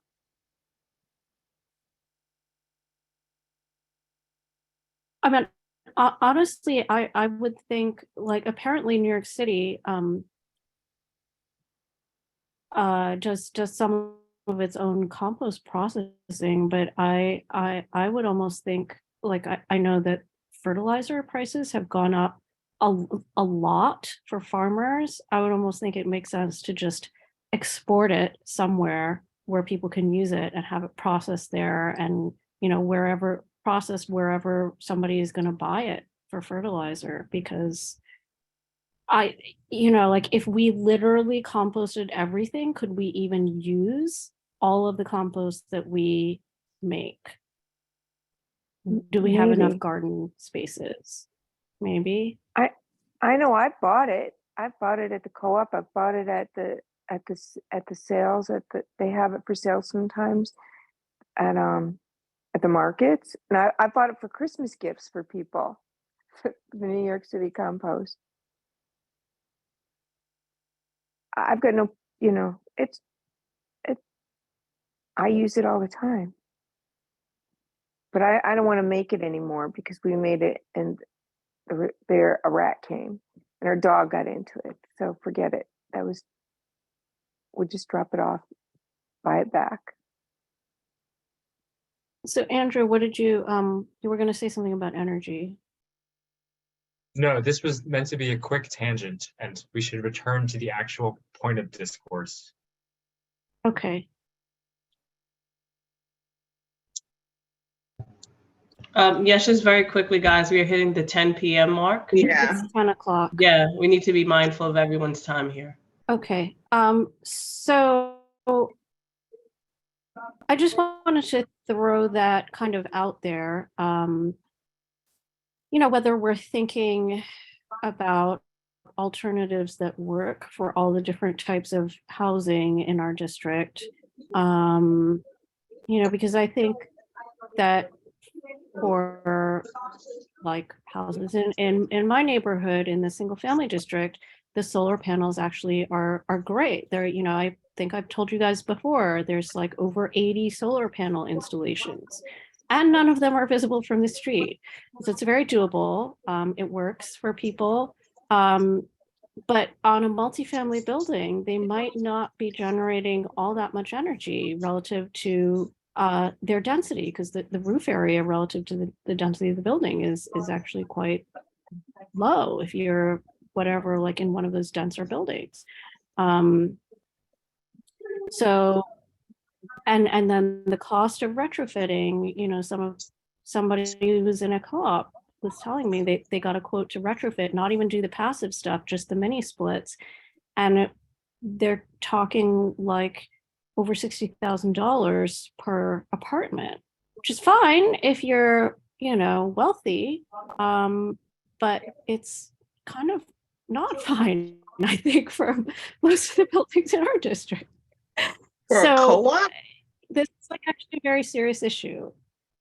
This is for the entire building or for an apartment? For an apartment.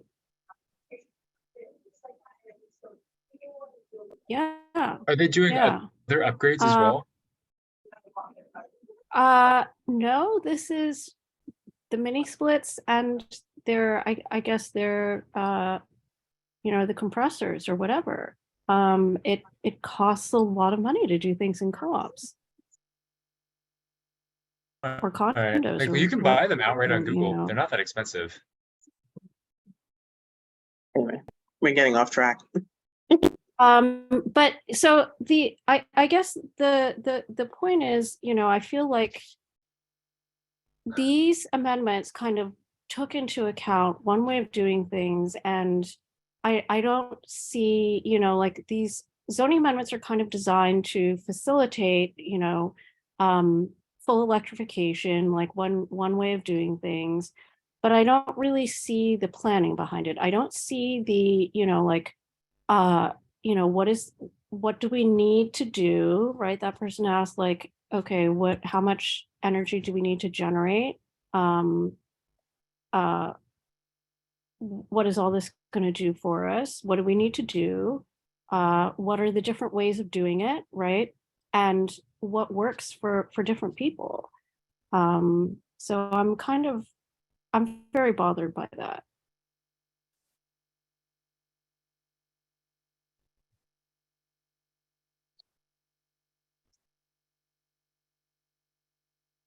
Because it's going to be very expensive for some of these apartment buildings. And I would imagine, like, the rent stabilized buildings, they're just never going to do it. They're never going to do anything because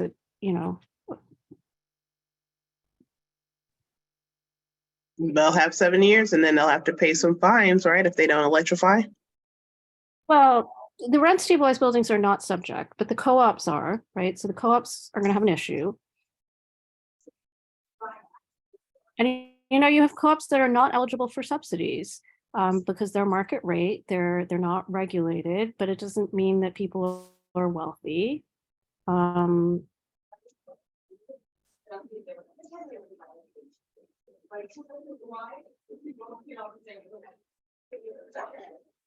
assume that those will be some of the issues that come up during the hearings. Or wait for the city does housing proposals. Oof. That's where it's gonna be fun. Yeah. But yeah. Yeah, I mean, I think all of your concerns again roll into, we know they put their thoughts out there, they planted the vision. Now it's up to us to poke the holes and raise the concerns and bring them back to reality. And now we have to find a happy place, a happy medium, whether it's some carve outs and caveats when we have Botanic Garden or other issues that we've addressed, such as a low-rise community, and what does it mean for 100-year-old buildings that are out of compliance? I guess I'm sure we'll come up with more issues, but at least let's finalize the comments that we've made so far and provide them to city planning. And as we come up with additional thoughts, we can send additional feedback in. We have until July. Okay, so let's get. So I'm going to send you guys out the document that I wrote up. It's only 3 pages, and I'm going to ask you to comment on it. I know a lot of you don't comment.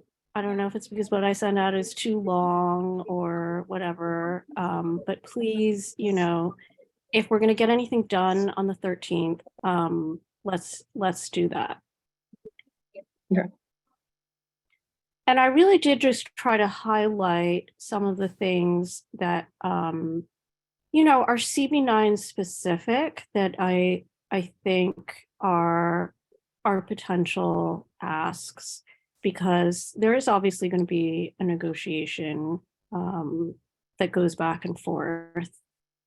But I think we need to be very careful about asking for carve-outs that don't actually buy us anything.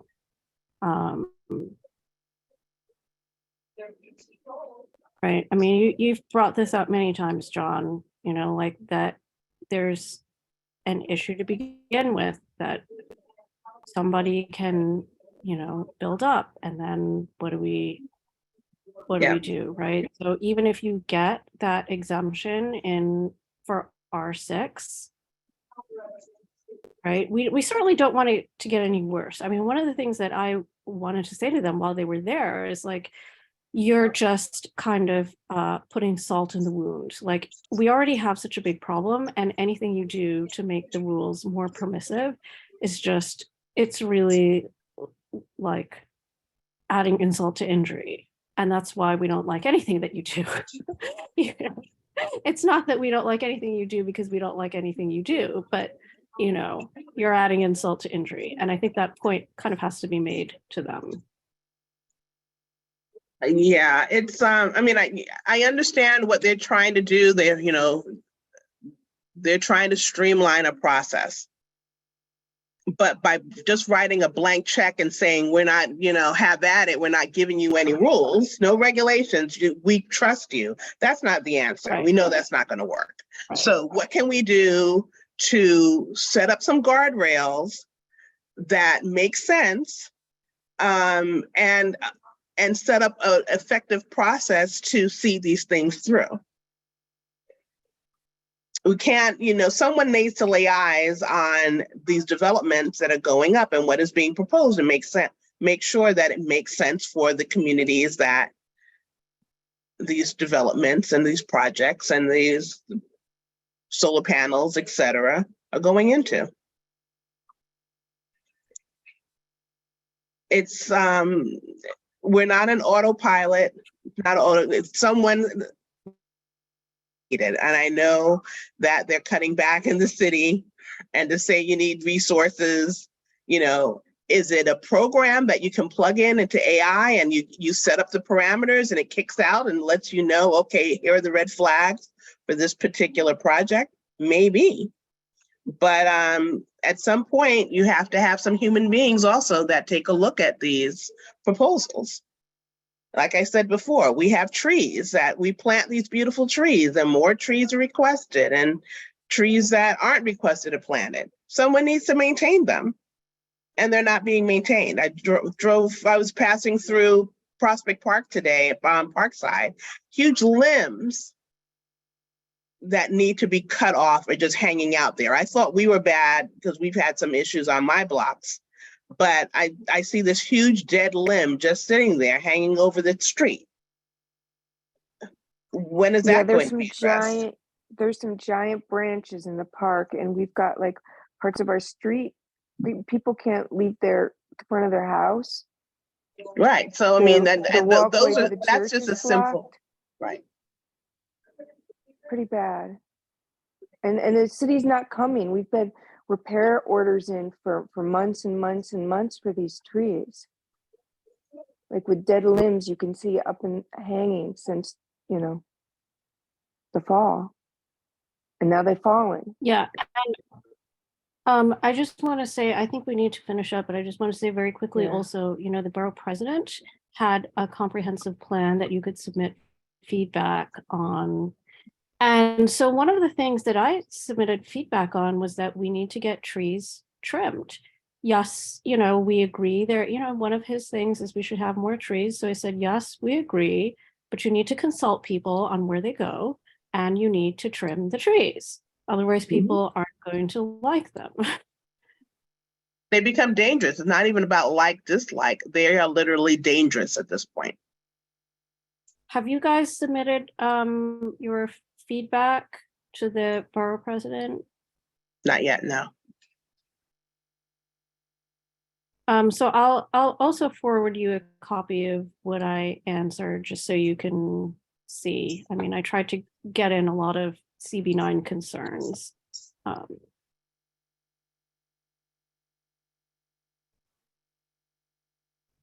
He extended the deadline. Yeah, the deadline is tomorrow. Oh, is it tomorrow? So, yeah. Oh, we had a little more time. No, it says June 7th. I'm just looking at it That's now. June Oh, 7th. okay. I knew it was in the 31st. So like, oh, I got more time. Okay. Okay, so please, everybody, you know, promise me, committee members especially, promise me that you're going to give me feedback. And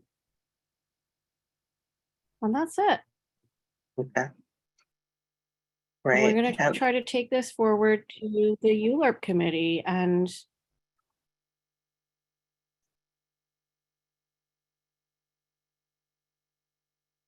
all right. Anybody else have anything? anything they absolutely want me to include in the document, I know Alicia was extremely insistent, or not include if you have strong opinions, you know.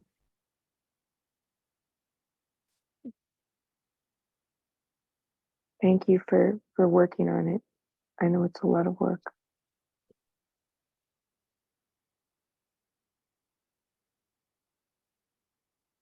Thanks, Suki. All right, so we'll take a look at the document and we will provide our feedback. Okay. We All need a right, thanks a lot, motion to guys.